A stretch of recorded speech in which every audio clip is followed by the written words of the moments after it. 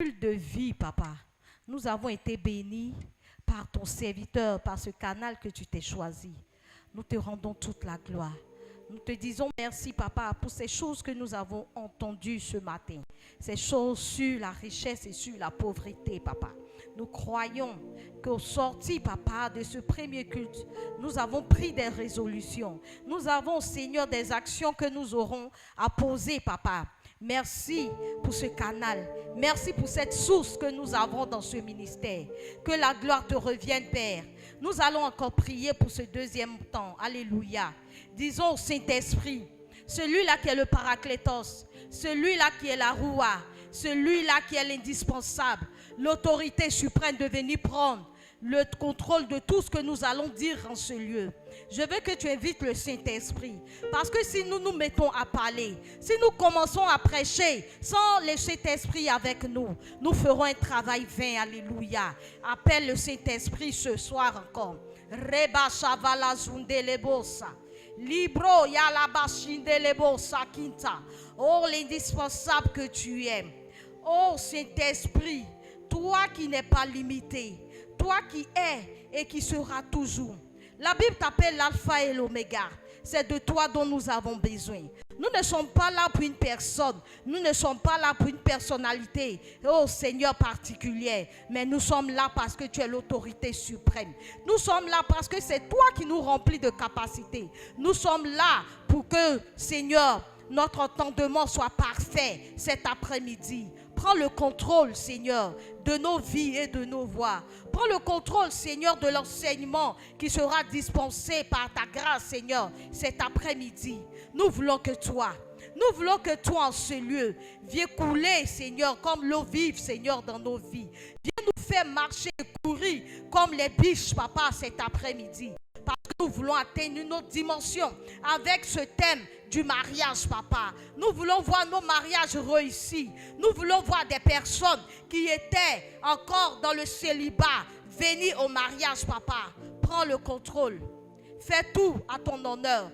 Fais tout à ta gloire. Fais tout, Seigneur, comme tu l'as prévu cet après-midi. Merci de te manifester. Merci de relâcher ta présence. Merci de nous faire sortir des liens de célibat. Merci également pour ces personnes qui sont mariées, de permettre à ce que, papa, tout ce que nous allons dire, papa, nous puissions l'appliquer et que nos mariages soient de parfaite réussite. Au nom puissant de Jésus, nous avons prié. On acclame le Seigneur et on dit Amen.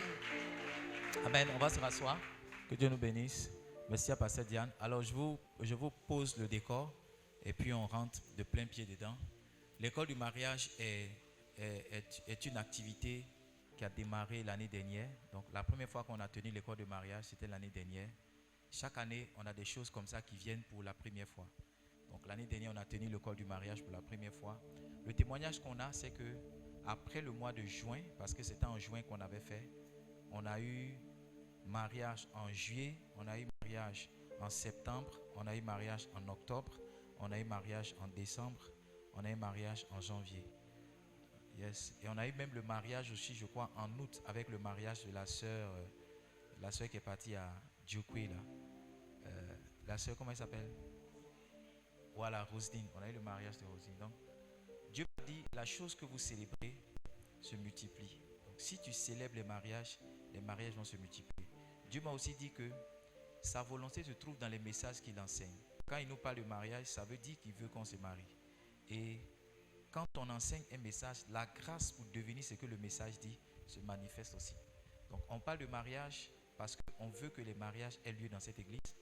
Mais on parle de mariage aussi pour que les mariages qui existent déjà soient de parfaite réussite. Donc aujourd'hui, la classe qu'on va avoir avec vous dans cette école de mariage s'appelle Introduction au mariage. Donc il y a 2 chapitres.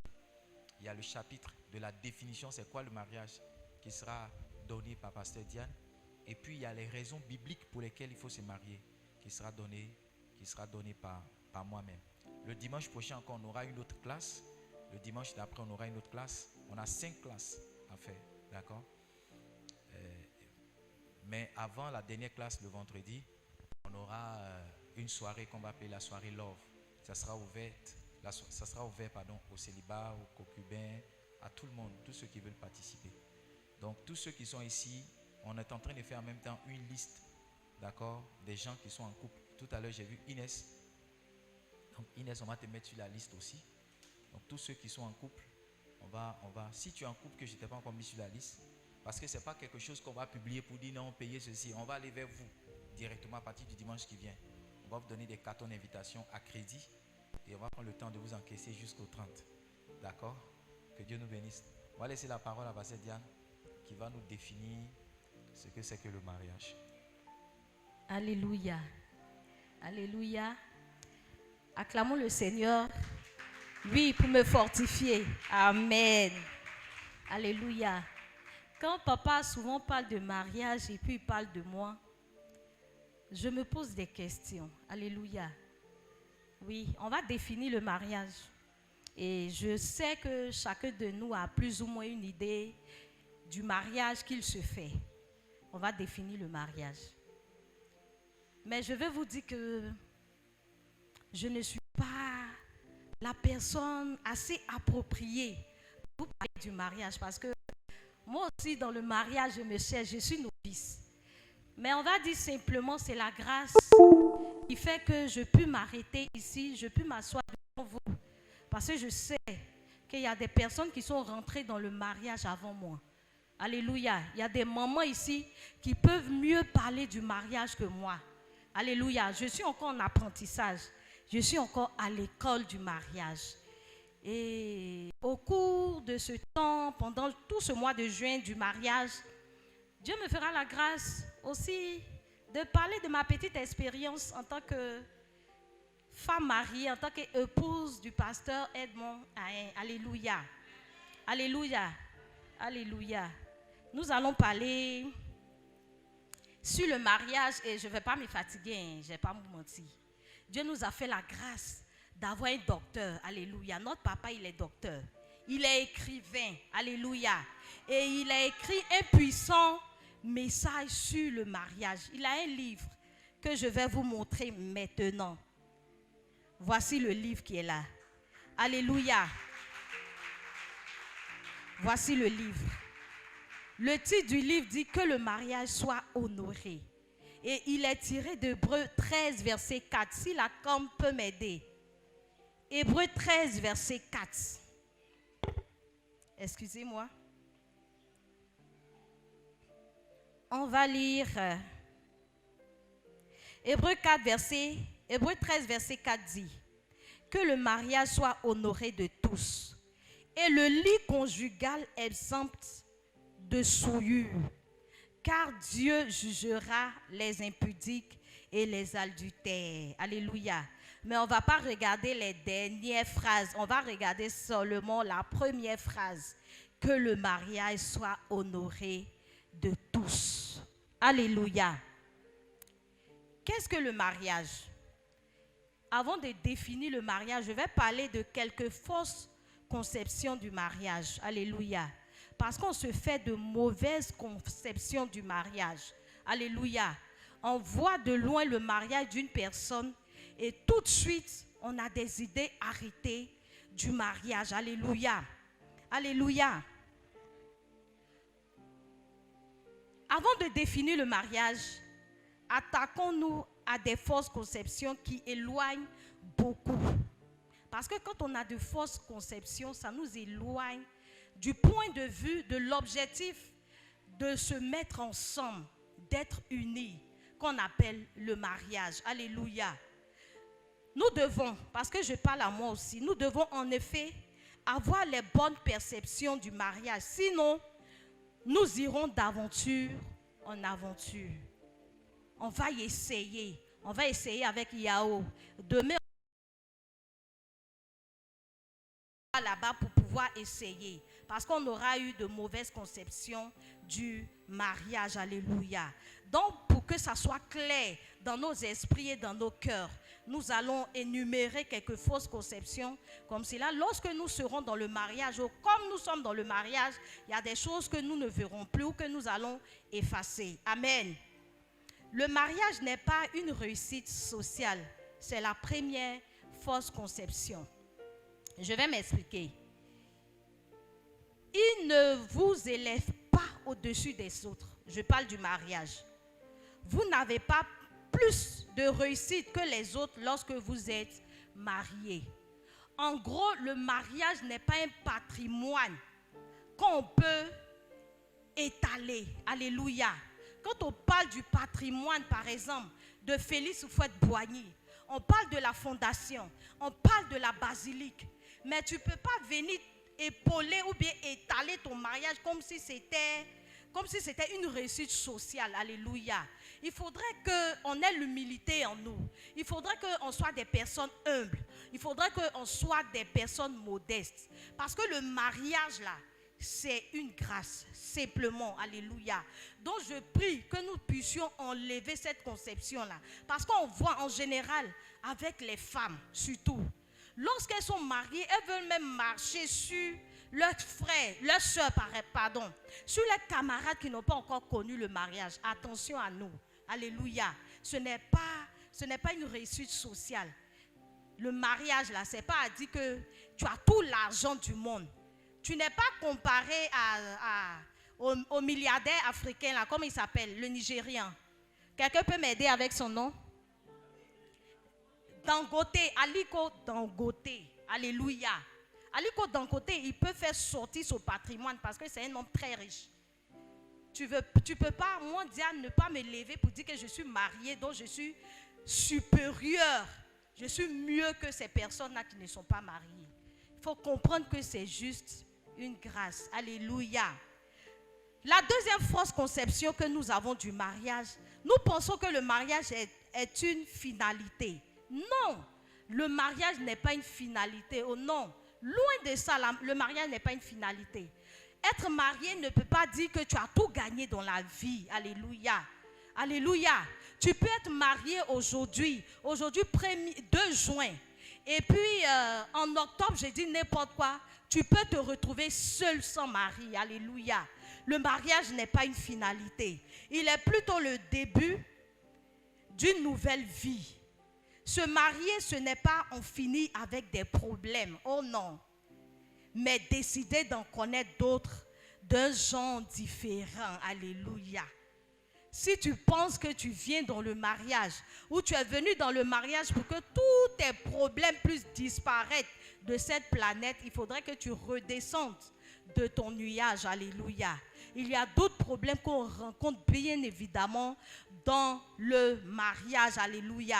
Ce n'est pas moi qui vais vous dire le contraire. Il y a beaucoup de couples ici. Alléluia. Il y a beaucoup de personnes mariées en ce lieu. Même il y a des personnes qui ne sont pas mariées légalement, mais qui vivent en concubinage, qui peuvent en dire long sur les problèmes que rencontrent les mariages. Alléluia. Mais tu dois te mettre dans la tête que le mariage n'est pas une finalité. La troisième fausse conception que tu dois enlever de ta tête, c'est que le mariage, ce n'est pas la corde au cou. Parce que tu vois ta soeur en train d'être battue dans son mariage, tu dis, ah, si c'est mariage comme ça, si c'est foyer comme ça, là, toi, tu préfères rester seul. Non, chacun de nous a sa grâce. Et je le dirai plus tard. Comment est-ce que tu es rentré dans le mariage pour que le mariage soit une corde au cou pour toi? Alléluia. Alléluia. Le mariage, c'est se lier avec quelqu'un d'autre. Alléluia. Qui n'est pas ton frère. Souvent, mais tu ne le connais pas mieux. Tu ne le connais pas bien. Mais c'est avec cette personne-là que tu te lies. Alléluia. Et tu vis ton amour. Amen. Donc tu dois savoir que lorsque tu viens dans le mariage, ce n'est pas pour te mettre la corde au cou. Ce n'est pas pour avoir ta belle famille contre toi. Mais c'est pour jouir du mariage. Mets ça dans ta tête et tu jouiras de ton mariage. Alléluia. J'espère que vous commencez à enlever les fausses conceptions de vos têtes. Que Dieu nous vienne en aide. Amen. Une autre conception, une autre fausse conception du mariage que nous avons, que nous devons ôter de notre esprit, c'est que le mariage n'est pas un suicide. Alléluia. Alléluia. Le mariage, au contraire, est un tremplin pour faire des choses exceptionnelles et surnaturelles. Le mariage est un tremplin pour faire des choses exceptionnelles et surnaturelles. Je suis mariée il y a peu mais ça fait un peu longtemps quand même. Alléluia. Je vois des choses extraordinaires dans mon foyer. Je vois comment les gens m'honorent. Alléluia. Ce n'est pas parce que j'ai une alliance au doigt, mais il y a quelque chose de tellement particulier qui fait que c'est le surnaturel. Alléluia. Alléluia. Donc mets dans ta tête et ne te dis pas que le mariage, tu viens pour te suicider, que tu viens pour une condamnation, que tu viens en prison. Non. Le mariage est fait pour être épanoui entièrement. Alléluia. Dans le mariage, on vit les choses surnaturelles. Le mariage est un tremplin pour que tu puisses être épanoui. Alléluia. Alléluia. Le mariage est l'une des plus grandes décisions pour se challenger et laisser sortir de nous les choses que Dieu a investies en nous. Alléluia. Dieu commence à sortir dans l'histoire du mariage. Alléluia. Tu vas comprendre vers la fin qu'on ne doit pas se marier à tort et à travers. Tu ne dois pas dormir et un matin te lever pour dire que tu veux marier Axel. Alléluia. Alléluia. Alléluia. Le mariage est une école. Pour ajouter, le mariage est une clinique pour guérir divers maux. Le mariage est une clinique pour guérir diverses maladies. Alléluia. Le mariage peut devenir le lieu où on peut malheureusement contracter plusieurs d'autres maladies. Tu te fais une idée du mariage. Peut-être que tu as vu le mariage de ta soeur, de ta camarade qui marche bien, elle vit bien dans son mariage, elle est épanouie, elle est toujours en bonne santé. Mais toi, tu rentres dans le mariage et c'est toi qui as tous les problèmes du monde. Alléluia. Tu as toutes les maladies. Quand tu venais même, tu étais bien portant. Peut-être même que tu étais en chair. Alléluia. Tu viens et tu as maigri. Tu es chétif. Alléluia. Que Dieu nous aide. Amen. Le mariage est bon. Pour tout ce que j'ai dit dans les fausses conceptions, tu dois chasser tout cela et te mettre en tête que le mariage est une bonne chose. Le mariage est bon. Moi-même, je suis dedans. Cette année, ça fera 15 ans que nous sommes mariés. Alléluia. Alléluia. Nous allons célébrer notre 15e année de mariage le 9 juillet. Alléluia. Le mariage est une bonne chose. Ou bien, ça ne se voit pas sur moi. Ah. Alléluia. Le mariage est une bonne chose. Le mariage est ce que je vous souhaite à toutes et à tous. Le bon mariage, le meilleur mariage. Toi-même, tu peux trouver ton meilleur mariage. Tu peux créer ton mariage pour être épanoui. Alléluia. Maintenant, la définition à proprement dite du mariage. Le mariage est sacré. Le mariage est profitable. Et le mariage est obligataire. Ce n'est pas moi qui l'ai écrit. C'est Dieu qui a inspiré son serviteur. Alléluia. Notre papa, notre leader. Mon époux à moi. Alléluia. Alléluia. Alléluia. Le mariage est une institution divine. Est-ce qu'on se comprend maintenant? J'ai dit qu'on ne peut pas se lever un matin dans les fausses conceptions. J'ai dit qu'on ne peut pas se lever un matin comme cela et puis dire que moi je veux marier Monsieur Lambert. Alléluia. Le mariage est une institution divine. Amen. Institution divine vient dire que le mariage vient de Dieu. Amen. Dieu est l'initiateur du mariage. Il est le concepteur du mariage. Qui d'autre que lui peut montrer la voie pour son succès? Alléluia. C'est Dieu seul qui peut nous montrer la voie du succès de notre mariage. Alléluia.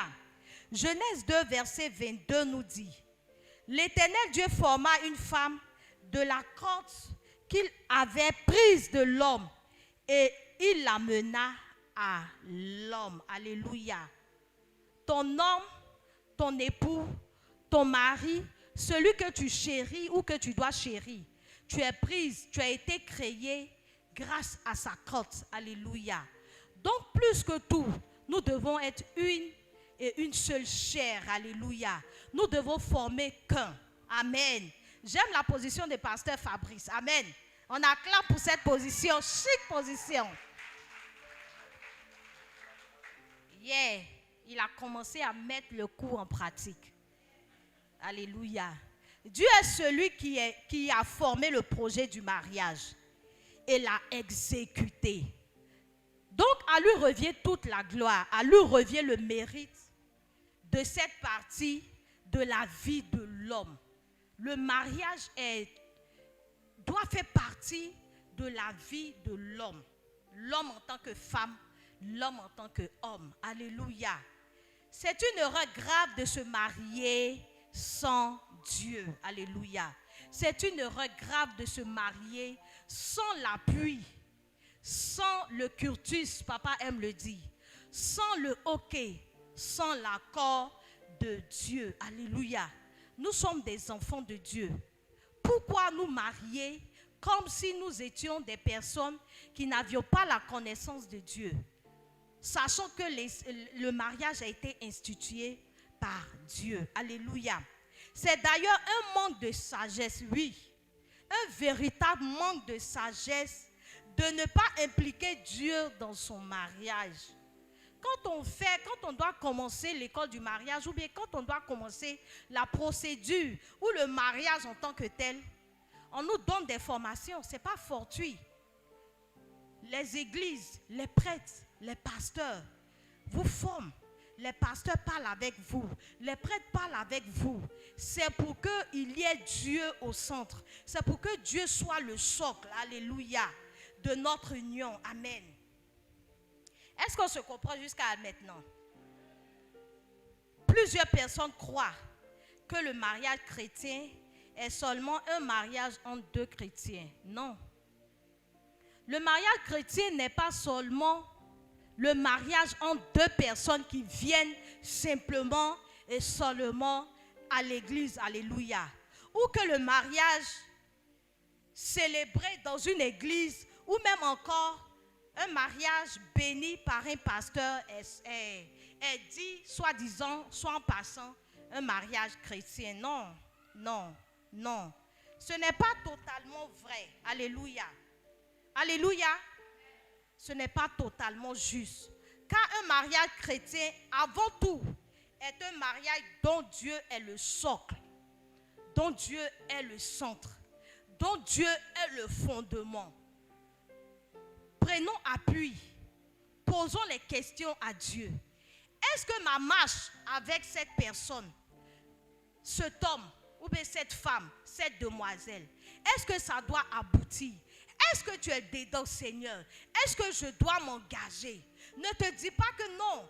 Toutes mes soeurs sont mariées. Surtout mes petites soeurs sont mariées. Donc je me vois dans l'obligation de courir envers la première personne qui vient. Non. Tu dois aller à la face de l'Éternel. Tu dois demander à Dieu. Est-ce que la décision que tu prends maintenant, est-ce que ce que tu es en train de faire, est-ce qu'il est dedans? Alléluia. Alléluia. Papa Tuyo nous dit toujours, et c'est lui qui nous a dit, si tu n'as pas placé Dieu au centre de ton mariage, si tu n'as pas pris Dieu comme le socle de ton mariage, si tu n'as pas pris Dieu comme le fondement, comme la fondation, comme la base de ton mariage, tu auras des difficultés tout au long de ton mariage. Alléluia. On peut même arriver au chaos. Que Dieu nous aide à prendre de bonnes décisions. Que nous demandions toujours la face de l'Éternel pour notre mariage, pour notre union. Amen. Sans Dieu, nous ne pourrons pas traverser les déserts quand ils se présenteront. Oui, malheureusement, nous traversons les déserts en tant qu'époux. Il y a des gens qui disent que c'est parce que toi tu es marié que tu as ceci. C'est parce que toi tu es marié que tu peux te permettre de donner ta cotisation. C'est parce que toi tu es marié que tu peux être sur ton talon. Tu es sur ton talon, mais il y a un désert qui se trouve dans ta maison. Alléluia. Alléluia. Ce n'est pas tout. Le mariage n'est pas une garantie à 100%. Le mariage n'est pas quelque chose où un jardin, le jardin d'Éden du lundi au lundi. Le mariage a ses déserts. Le mariage, on dirait par la suite, a ses tempêtes. Alléluia. Alléluia. Sans Dieu, nous ne pourrons pas affronter les tempêtes lorsqu'elles viendront. Alléluia. Nous devons être avec Dieu. Nous devons avoir Dieu avec nous lorsque les tempêtes viendront. Pour que le Seigneur même puisse les calmer. Pour que le Seigneur même à un temps donné puisse faire partie ces tempêtes de nos vies. Dans toute notre vie de mariés, avant même d'entamer le mariage, nous devons interroger le Seigneur. Alléluia. Qui a institué le mariage. Amen. Amen. Papa dit que son intention, ou bien moi, mon intention, n'est pas de vous décourager. Parce que j'ai dit qu'il y a des tempêtes dans le mariage. J'ai dit qu'on traverse des déserts dans le mariage. Non, bien au contraire. Je veux nous encourager. Alléluia. Parce que le mariage est bien. Le mariage est bénissant. Le mariage est une bonne chose. Mais simplement nous prévenir et nous préserver d'une union chaotique. Alléluia. Alléluia.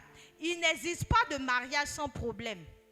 Nous-mêmes, parfois, ça chauffe sur nous. Alléluia. Mais comme Dieu est là, Dieu est avec nous, parce que nous remettons tout entre ses mains. Nos tempêtes ne durent pas. Nos problèmes ne durent pas. Et on n'arrive jamais au chaos parce que le Seigneur est dans notre bac. Le Seigneur est dans ce mariage. Le Seigneur est dans cette union. Alléluia. Alléluia. Nous avons besoin de Dieu, comme je l'ai dit. Il nous donnera la sagesse, oui. Il nous donnera la force. Et il fera. Nous venons avec des choses ancrées bien dans nos têtes. Alléluia. On a des comportements qu'on ne veut pas laisser. Depuis la maison de nos parents jusqu'à nos foyers. Amen. Tu dois savoir que le mariage est une vie à deux. Amen. Le mariage est une vie à deux. Tu ne viens pas dans le foyer, tu ne viens pas dans le mariage pour subir seul. Lorsque tu es malade, ton partenaire, ton époux ou ton épouse doit se sentir également malade. Alléluia. Alléluia. Quand mon époux est malheureux, moi aussi je suis dans l'obligation d'être malheureuse. Alléluia. Parce que nous constituons et nous formons une vie à deux. La clé du mariage se trouve dans la fusion des conjoints, c'est-à-dire des deux personnes réunies ou unies si vous voulez. Alléluia.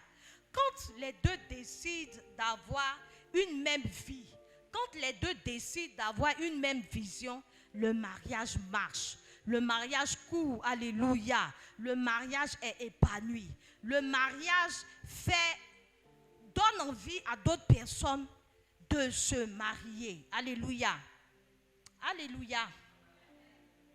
Nous ne pouvons pas vivre la vie que nous voulons unilatéralement.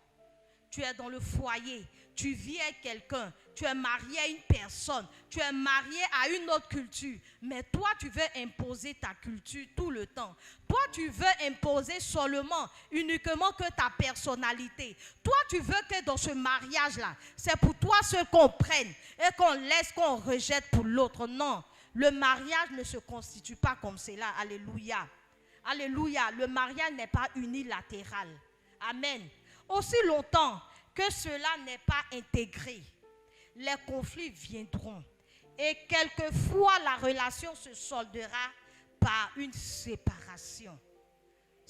Le chaos vient. La séparation arrive. On arrive jusqu'au divorce. Alléluia. Parfois, on s'arrête à la séparation de corps. Mais parfois même, on arrive devant les tribunaux. Alléluia. Pour pouvoir déchirer ce papier que nous avons aimé, nous avons signé tous les deux. Amen. Tu dois savoir également, en dernier point, que le mariage est une alliance. Amen. Oui, le mariage est une alliance. Le mariage est un contrat. Chacune des parties est engagée vis-à-vis de l'autre. Le mariage est un contrat. Le mariage est une alliance. Le mariage est pour deux familles. Le mariage vient pour deux personnes. Le mariage ne se fait pas uniquement par une seule personne. Alléluia. À la mairie, nous signons des documents pour assumer et attester notre volonté et notre décision. Nous procédons à l'échange des consentements pour montrer notre accord. Je te donne cette alliance, je te donne mon cœur, signe de mon amour, signe de ma loyauté, signe de ma fidélité, signe de mon engagement, signe de mon union, jusqu'à ce que Jésus revienne. Alléluia. C'est ce qu'on se dit à la mairie. C'est ce qu'on vient prononcer encore avec des paroles douces, avec des mots devant Dieu, devant les hommes, devant le pasteur. Le mariage est une alliance. Le mariage est un contrat. Alléluia. J'espère qu'on me suit et qu'on comprend quelque chose. Alléluia. Et nous portons enfin les alliances. On montre nos alliances comme cela, on est content, on montre avec nos doigts qui brillent. Alléluia. Ça ne doit pas s'arrêter qu'à cela. Ça ne doit pas s'arrêter qu'à montrer nos 5 doigts où il y a l'alliance. Alléluia. Alléluia. Alléluia. Le mariage doit être une véritable alliance dans nos cœurs, dans nos manières d'être, dans notre manière de vivre. Tu dois permettre à une personne d'être bénie par ton mariage pour qu'elle aussi, elle puisse rentrer dans le mariage. Amen. Le mariage démontre notre lien. Le mariage démontre votre lien. Alléluia. C'est important que nous soyons toutes, que nous ayons toute la volonté quand nous nous marions. Alléluia. Nous devons nous donner de la volonté. Pour faire réussir quelque chose, pour avoir quelque chose, il faut la volonté de tout et chacun. Si la volonté n'y est pas, il n'y aura pas de réussite. Alléluia. Quand tu réussis même à l'école, quand tu réussis à tes examens, quand tu réussis dans la vie sociale, quand tu réussis dans ton travail séculier, c'est parce que tu as mis de la volonté. Il faudrait que pour que ton mariage réussisse, il faudrait que tu y mettes de la volonté, de la grande volonté, une volonté même au-dessus de la volonté de chercher de l'argent. Alléluia. Alléluia. C'est vraiment important. C'est vraiment important de mettre de la volonté lorsque nous nous marions. C'est essentiel que cela vienne de nous. Alléluia. Et que nous soyons profondément d'accord. Il faut être d'accord. Le mariage ne doit pas être un mariage forcé.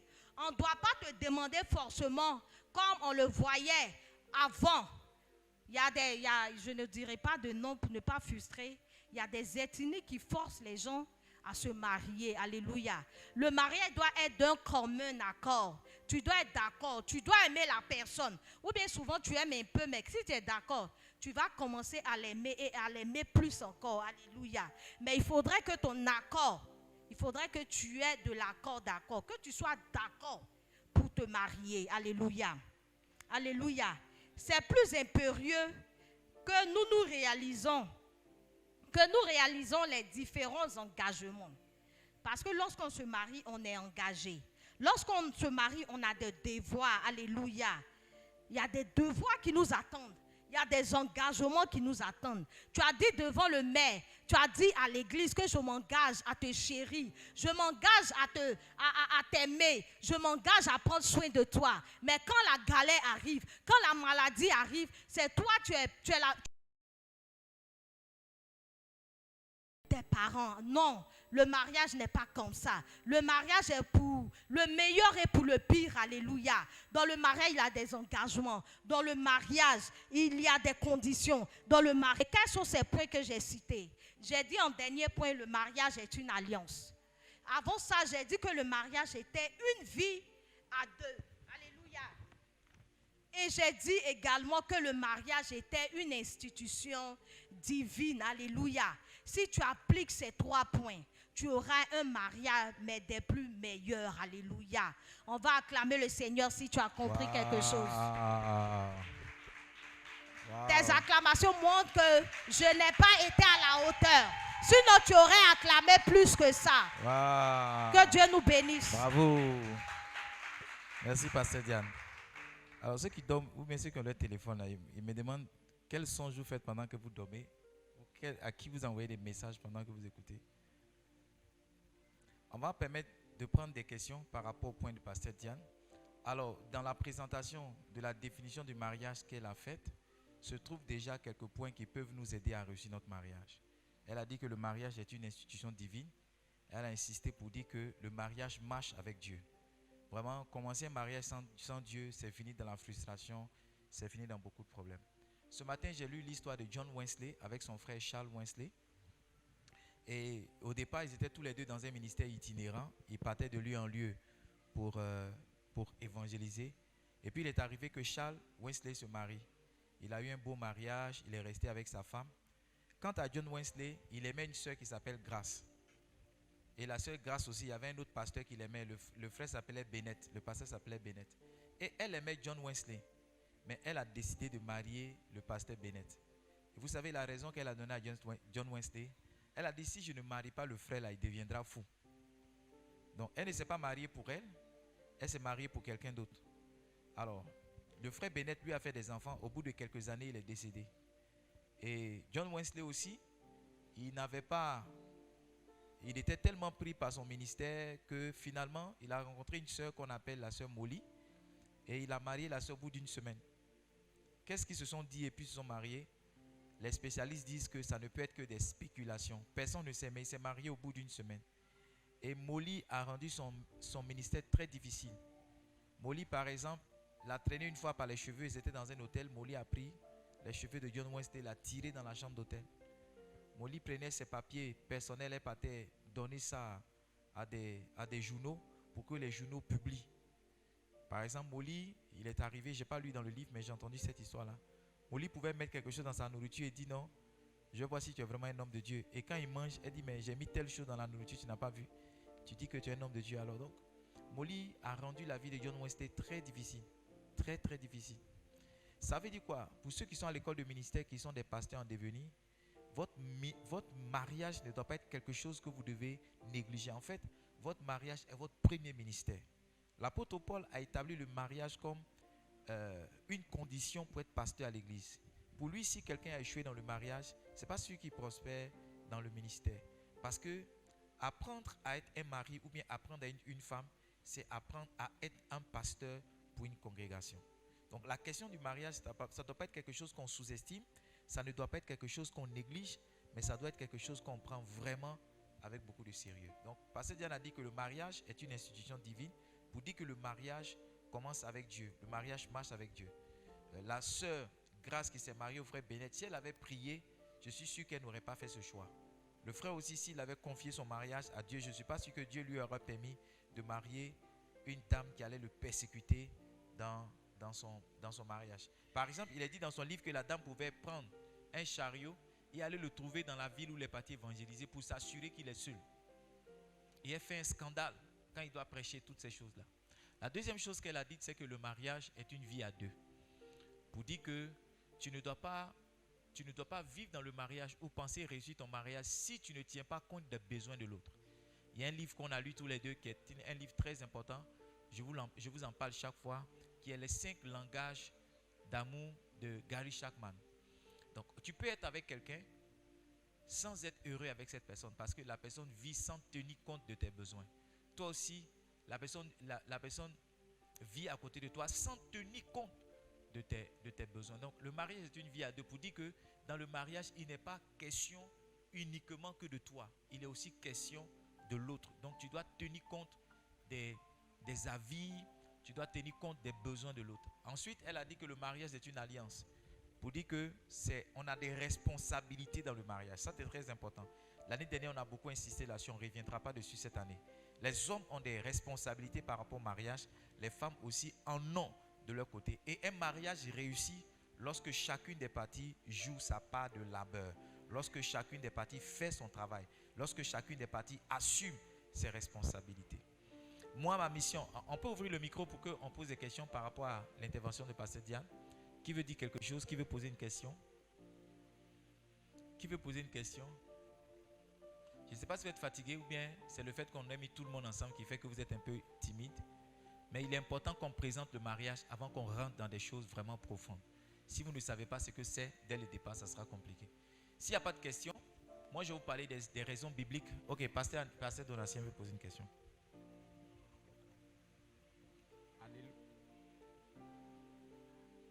Alléluia. Oui. Dis merci à maman pour tout ce qu'elle a dit. Ça m'a béni. Et je voulais profiter de l'occasion de poser une question. Des hommes qui rentrent dans le mariage. Chacun vient avec sa culture. Parce qu'elle a parlé de culture. La femme vient avec sa culture, l'homme aussi vient avec sa culture. Qu'est-ce qu'il faut faire en réalité pour que ce mariage-là marche? C'est un peu ma question. Alors, la réponse se trouve dans le message de l'année dernière, clé pour réussir son message, son mariage. Je l'ai réécouté ce matin, le message de l'année dernière où on était en pagne traditionnelle, passé Diane et moi. Je l'ai réécouté ce matin. Et le premier point, j'ai dit que le mariage connaît 4 tests importants. Le premier test, c'est le test de l'adaptation. Donc, comment toi tu t'adaptes à la culture de ta femme? Si on prend ton cas, ta femme qui est bêtée, et comment ta femme qui est bêtée s'adapte à ta culture, toi qui as du gros. Hein? Les bêtés sont connus pour les funérailles. C'est ça, pasteur? C'est pas ça. Les bêtés sont connus pour les tempéraments chauds. D'accord? Mais je parle de culture, parce que les bêtés font les funérailles comme des fêtes. D'accord? Mais les bêtés sont connus pour les tempéraments chauds. Hein? Rappel dit c'est ça. Est-ce qu'il y a des femmes bêtées ici qui peuvent dire que c'est le faux? C'est faux. Les bêtés sont des tempéraments chauds. Donc, toi qui as du coup, tu es calme. Ta femme qui est comme on fait. J'ai expliqué que là, la clé c'est l'adaptation. L'adaptation, ça consiste en 2 choses. Faire des concessions et adopter de nouvelles habitudes. C'est ça l'adaptation. Donc, ça veut dire qu'il y a des choses de chez toi que tu laisses et que tu prends chez elle. Pour que ça réussisse aussi, il faut qu'elle aussi, il y ait des choses chez elle qu'elle laisse pour prendre les choses chez toi. J'ai expliqué l'année dernière que ma femme, peut-être ça ne se sait pas, mais ma femme est bêtée. D'accord? Son père est bêté et baoulé, sa mère est brillée 100%. Et son nom est bêté. Donc elle s'appelle Alaba Nebri Diane. C'est un nom bêté. Ok? Et donc ma femme aussi a le sang chaud des bêtés. Bon, ça diminue un peu, on a mis beaucoup d'eau dedans maintenant. Mais au départ de notre mariage, quand ma femme parle, elle lève la voix pour parler. Et l'année dernière, même quand elle parlait, sa voix était cassée. Moi, au départ, ça me fatiguait parce que je pensais qu'elle me manquait de respect. Jusqu'à ce que je comprenne qu'en fait, c'est sa manière de parler qui est comme ça. D'accord? Donc, qu'est-ce que j'ai fait? Je me suis adapté à cette manière de faire. Donc, je n'ai plus vu cela comme un manque de respect, mais j'ai accepté cela comme quelque chose. Donc, je me suis habitué à ce que sa voix monte quelquefois. Quand bien même, quand ça monte, je dis, non, comme toi, tu n'es pas obligé de crier. Je t'entends quand tu parles. Tout à l'heure, quand il priait, j'ai failli dire, mais tu pries fort comme ça. J'ai failli lui dire, mais je ne voulais pas que vous voyez le geste que je lui fais. Sinon, quand elle a commencé à parler, vous avez remarqué que sa voix dépassait ma voix. Vous avez remarqué ça, non? C'est comme ça qu'elle est. D'accord? Donc, il faut faire des concessions. Il y a des choses que tu n'aimes pas, que tu vas accepter. Il faut apprendre. Donc, la culture aussi, ça peut être la nourriture. Toi, tu as du crou, tu veux manger attiqué, rouge, ou bien foufou. D'accord? Avec sauce. Ta femme est bêtée, elle mange riz matin, elle mange riz le soir. Sauce pistache matin, sauce arachide le soir. Sauce graine, elle mange sauce graine. Donc, arrivé au moment, tu dis, c'est pas sauce, c'est pas riz, on a pris pour m'accoucher. C'est pas riz, ma maman a mâché pour m'accoucher. Mon frère, tu dois apprendre à aimer le riz. Et j'ai aimé une fois, je cite son nom parce que c'est mon frère et ce que je vais dire, c'est pas péjoratif. Et il y a un de mes frères vraiment que j'aime beaucoup. Il dit, sa femme est à l'Adjan de Jacquesville. Lui, il est à Agny. D'accord, il mange foutou, tout ça. Mais quand il a marié sa femme, elle mange poisson attiqué, grillé à midi. Le soir, il fait attiqué sauce claire. Donc lui, maintenant, quand il dit qu'est-ce que tu veux manger, chérie, il dit attiqué. L'Agny a été colonisé maintenant. Maintenant, c'est attiqué son premier plat. C'est ça l'adaptation. Si tu ne réussis pas ça, tu vas faire obstacle au foyer. Donc, vous devez vous asseoir et puis dire à ta femme, moi j'accepte ça, mais toi aussi accepte ceci, accepte ça. Mais tu vas voir que dans le foyer, quand tu acceptes de faire un effort, ta femme aussi, sans que vous n'en parliez, elle aussi elle fait un effort. Le jour où tu vas arrêter de crier, tu vas voir que ta femme va te parler à un certain niveau. Le jour où tu vas arrêter de faire telle chose, même si ce n'est pas automatique, tu vas voir au bout de quelques mois qu'elle aussi, elle va changer d'attitude. Sans qu'elle ne te dise directement, mais elle va changer d'attitude. Ok? Quelqu'un d'autre veut poser une question? Quelqu'un veut poser une question? Sinon, 6 raisons bibliques pour lesquelles il faut se marier. La première raison, c'est de régler la question de la solitude. Genèse chapitre 2, verset 18. L'Éternel dit, il n'est pas bon que l'homme soit seul. Je lui ferai une aide semblable à... Les gars, moi je ne sais pas comment ceux qui ne sont pas mariés font, hein, mais moi j'ai des problèmes pour rester seul, je vous assure. Quand on était petit, quand ma mère n'est pas là, mon papa, quand il vient du travail, il rentre dans la chambre, il se couche. Et quand on se bat dans la maison, il ne dit pas, hé, il y a quoi? Il dit, on ne fait pas ça. Mon papa est le plus doux quand ma maman n'est pas là. Donc, quand on veut demander les choses à notre papa, c'est quand notre maman s'absente. Je n'ai pas compris ça jusqu'à ce que moi-même je me marie. Quand mon épouse n'est pas là, je n'ai pas faim. Quand mon épouse n'est pas là, j'ai envie de rien. Je veux juste rester dans la chambre et lui envoyer un message pour dire à quelle heure tu viens. Tu viens à quel moment? Tu as trop duré là-bas. Il faut faire ceci, il faut faire cela, il faut faire ceci, il faut faire cela. Oui, je me sens seul. Je me sens seul quand elle n'est pas là. Et c'est pareil. C'est pareil. Quand les femmes envoient un message, tu es où? Tu rentres à quelle heure? Ce n'est pas parce qu'elles veulent tellement vérifier ta position. C'est le fait que depuis que vous êtes ensemble, il y a quelque chose qu'elle ne vit plus, qui est la solitude.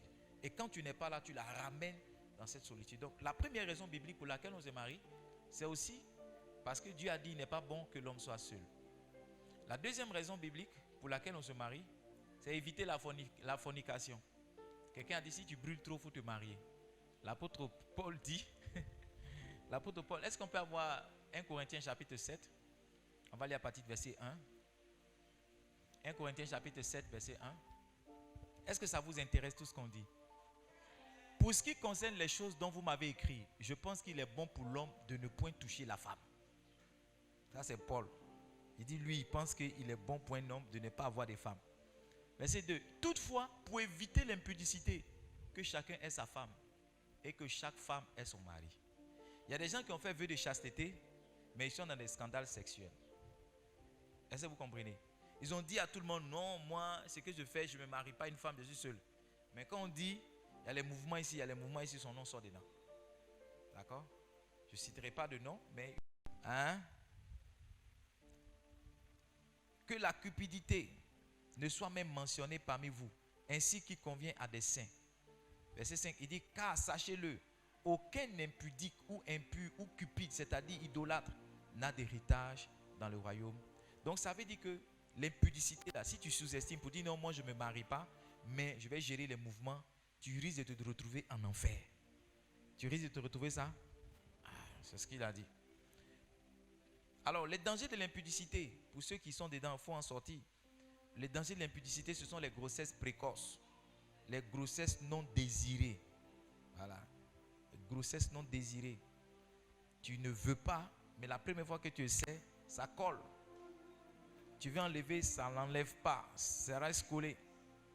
Et tu te retrouves dans toute forme de problème. Toi qui voulais, quand on était à l'INP, on avait une marraine, ça veut dire une aînée. Une dame qui était en deuxième année pendant qu'on était en première année. La dame là, elle prend, quand elle vient des cours, elle vient dans sa chambre, elle prend sa Bible, elle va à l'église. Elle n'était pas dans les choses de la cité. Nous on se promenait, on sautait, on se jouait les artistes. Elle va à l'église. Un jour, on a vu que le ventre de la sœur a commencé à gonfler. Tout le monde était tellement surpris qu'il y a un étudiant qui l'a arrêté pour dire, toi aussi, tu fais ça. C'était le choc pour tout le monde. Voyez-vous, elle était dans ces trucs-là, mais dans l'impudicité, jusqu'à ce que ça soit dévoilé. Donc, il faut éviter l'impudicité parce que l'impudicité conduit à des grossesses précoces, des grossesses, deuxièmement, des grossesses non désirées. Non désirées. Tu voulais juste jouer un mouvement avec une soeur là, et puis tu as un enfant avec elle. Chaque fois que tu vois l'enfant, ça t'énerve parce que la soeur ne t'a jamais aimé. Tu étais un peu saoulé, de toute façon, tu étais un peu avancé, et puis voilà. D'accord? Donc pour ne pas que tu te retrouves avec un enfant que tu n'as pas désiré, il faut éviter l'impudicité. Ça encore c'est bon. Et les maladies sexuellement transmissibles. Une dame m'a dit, pasteur, la seule fois que je suis allé avec un homme, j'ai eu le sida. Elle n'a jamais connu la seule fois de sa vie où elle est partie avec un homme, elle a eu le sida. Son témoignage là m'ébranle. Elle dit, Dieu n'a pas eu miséricorde pour moi. Elle dit, la seule fois de ma vie où j'ai dormi avec un homme, j'ai eu le sida. Aujourd'hui, toute ma vie, je dois chercher à me guérir. Donc, il y a les grossesses encore. Ta tante est là, ta grand-mère est là, ta maman est là. On peut prendre l'enfant. Junior, en général, il s'appelle comme ça. Junior. On peut prendre Junior pour toi. Mais et quand tu vas tomber malade?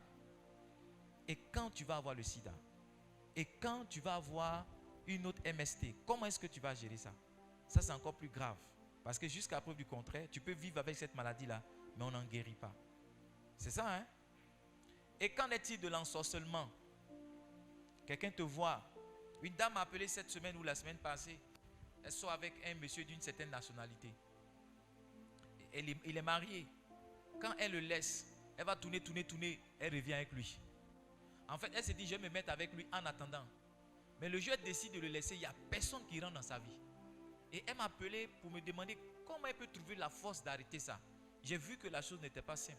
Et je l'ai interpellé sur ce plan-là pour dire, le monsieur peut te donner beaucoup d'argent, mais qu'est-ce qu'il te prend spirituellement? Il y a beaucoup de personnes qu'on a ensorcelées par le sexe. Le sexe là, ce n'est pas seulement pour prendre des maladies. Hein. On peut prendre aussi des réclamations. On peut prendre quoi encore? Des envoûtements. Yes. On peut prendre des choses. Excusez-moi, mais l'occasion s'y prête. Tous ceux qui ont entendu parler de porti-porta, c'est comme ça qu'on dit, non? Voilà. Ces jeux de sexe qui consistent pour des jeunes filles de partir dans des pays arabes et puis des hommes couchent avec vous, vous donnent beaucoup d'argent. Il y en a même qui défèquent sur vous, qui vous font faire pipi, tout ça et toutes ces choses. Les gens pensent que c'est juste des fantasmes, c'est juste un plaisir. Non, ces choses-là quelquefois ont des sources spirituelles. C'est une pratique maléfique et démoniaque que quelqu'un est en train de faire sur toi. Tu as 1 million, tu as 10 millions de dollars, tu as beaucoup de choses, tu as beaucoup d'argent. Mais qu'est-ce que le gars t'a pris? Ta grâce. Qu'est-ce qu'il t'a communiqué? Peut-être qu'il t'a pris ta vigueur. Toi, tu mourras à 32 ans, mais lui continuera de vivre jusqu'à... Tu vois, on dit non, mon daddy, comment on dit ça? Mon sugar daddy, mon papa, le monsieur là, il a 60 ans. Lui-même, il ne cherche même pas à faire... Vraiment, il ne cherche pas... Excuse-moi, ce n'est pas un acteur de film. Hein? Lui, il veut juste rester avec toi. Il te donne l'argent, il dort avec toi. Toi, tu le vois à un gaou. Tu prends son argent, il te donne 500 000. Mais toi, tu ne sais pas ce que le gars là, à son âge là, tu ne sais pas ce qu'il vient prendre dans ta jeunesse. Pourquoi est-ce qu'il ne va pas vers les femmes de son âge? Et puis c'est une fille, il y a 40 ans entre vous. Je ne sais pas pourquoi j'insiste sur ça. Il y a 40 ans entre vous. Il y a 40 ans entre vous. Et puis lui, il est derrière toi. Et puis tu l'appelles bébé, tout ça, il l'accepte. Ton grand-père, il accepte tous tes caprices. Tu cries sur lui, il accepte. Lui, il sait ce qu'il prend chez toi. Lui, il sait ce qu'il prend chez toi. Quand tu tournes, que tu as accepté, ne serait-ce que de faire 1 heure avec lui à l'hôtel, en 1 heure là, il sait le téléchargement spirituel qu'il a fait par toi. Donc, évitons l'impudicité. J'ai parlé aussi de l'enfer. Il dit les impudiques n'iront pas au ciel. Donc, sortons de l'impudicité. Troisième raison biblique pour laquelle il faut se marier, c'est se reproduire. On se marie aussi pour faire des enfants. Hello? C'est pourquoi quand tu es marié que tu n'as pas d'enfant, on trouve qu'il y a un problème dans ton mariage. C'est pas ça? Pas ça, Nissé. Tu en sais beaucoup.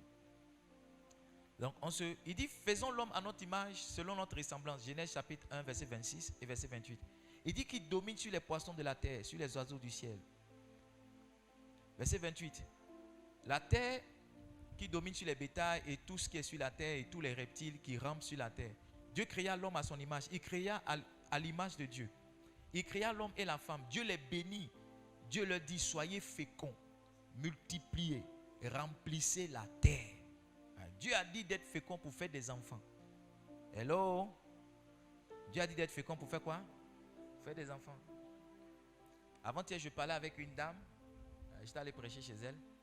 Et elle disait à Delphine, qui venait de se marier, il faut faire vite tes enfants. Tu fais 2, puis tu te reposes comme moi. Tu vois mes filles là, je suis tranquille maintenant. Moi, je ne savais rien de leur causerie. Quand je suis monté à la chaire, je dis, madame, je te vois enceinte.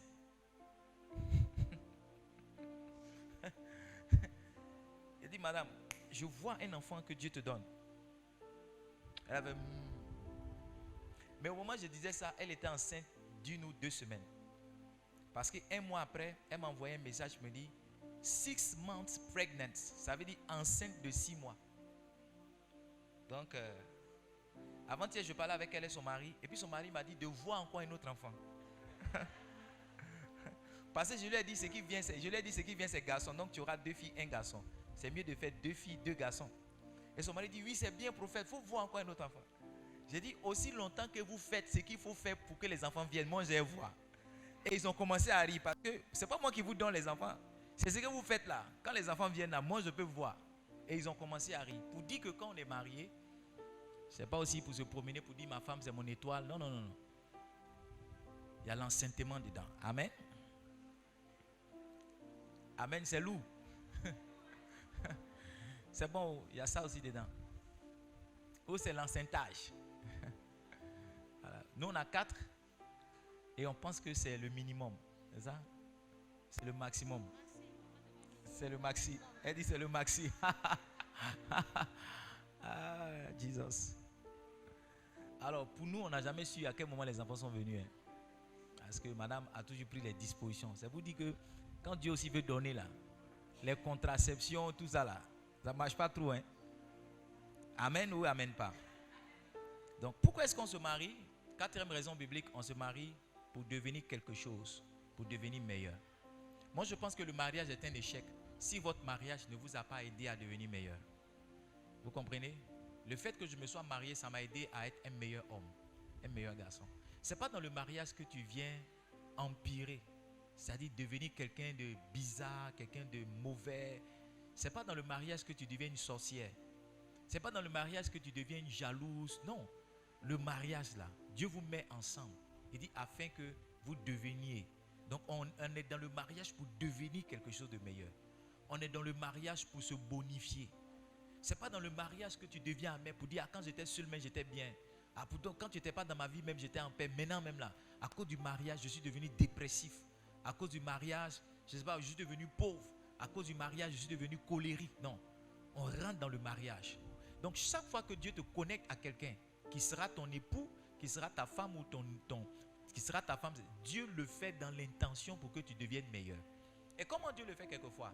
Dieu place dans ta femme ou bien dans ton mari ce que tu n'aimes pas. C'est ça qui est le levier pour te bonifier.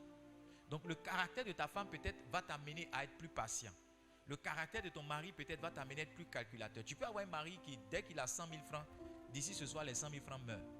Tu vois? Et toi, ça te pose un problème. Donc, ce qu'il est, ça va t'amener toi à prendre certaines dispositions financières pour que vous ne vous retrouvez pas au 15 du mois en train de mendier à gauche et à droite. Donc, ce que ton mari n'est pas, c'est ce que Dieu veut que tu deviennes. Ce que ta femme n'est pas, c'est ce que Dieu veut que tu deviennes. Donc, vous qui croyez que votre mariage, ça sera la même chose, non, mon mariage, c'est ma soeur, elle est comme moi. Non, non, non, non. En général, beaucoup de mariages qui marchent, le monsieur est différent de la femme. Vous pouvez avoir un monsieur qui parle beaucoup et sa femme qui parle pratiquement pas. Vous pouvez avoir une femme qui crie et le monsieur est calme. Vous pouvez avoir un monsieur qui crie, mais une femme. Vous pouvez avoir un monsieur qui ne mange pas, mais une femme vraiment qui valide quoi.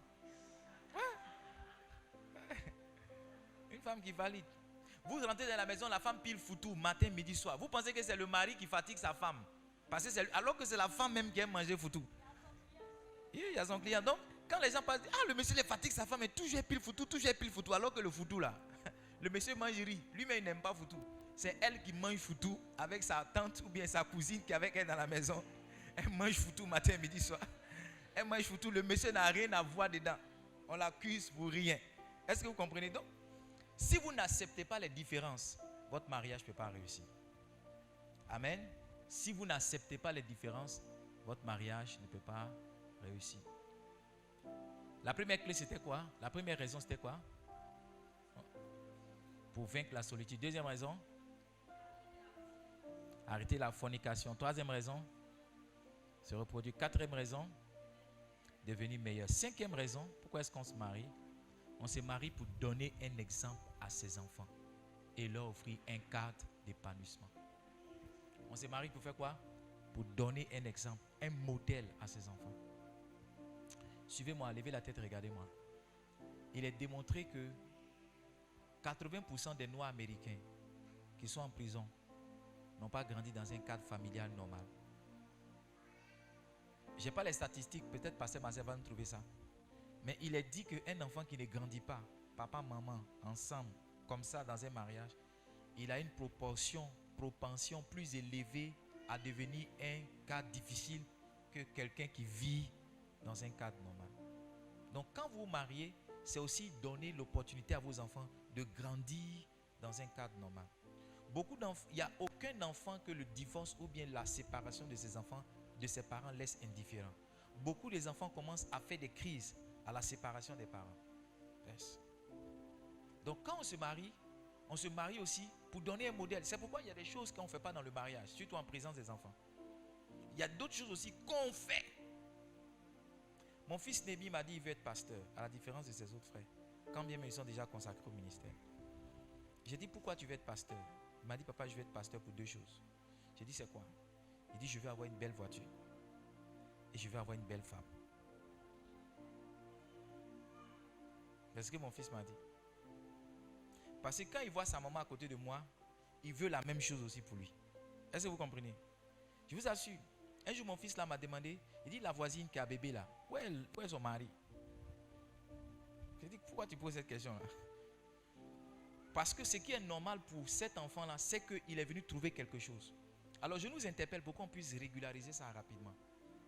Vous allez voir, ceux qui ont duré dans le concubinage, ils ont grandi dans le concubinage eux-mêmes. Vous allez voir que votre mariage, si vous regardez bien votre mariage, ça ressemble au mariage de votre papa ou bien au mariage de votre maman. J'ai interpellé un de mes fils une fois qui a boxé sa femme. Il a défiguré la dame. La première question que je lui ai posée, c'est que ton papa battait ta maman? Il a dit oui. Et son papa le faisait devant lui. Donc pour lui, quand un homme n'est pas content avec sa femme, il faut lui donner des points. Ça a été enregistré dans son subconscient. Écoutez, chers parents, se battre pour avoir un mariage heureux, c'est de garantir l'avenir de vos enfants. Se battre pour que votre mariage soit en paix, c'est de garantir la stabilité émotionnelle et spirituelle de vos enfants. Vous battre pour que la paix soit dans votre maison, c'est aider vos enfants à devenir des personnes meilleures. Sinon, si dans votre foyer, on jette les casseroles ici, on se lapide ici, on crie ici, aujourd'hui madame prend les affaires, part, madame revient après-demain, il y a une autre femme qui vient ici. Les gars, vous n'allez pas aider vos enfants.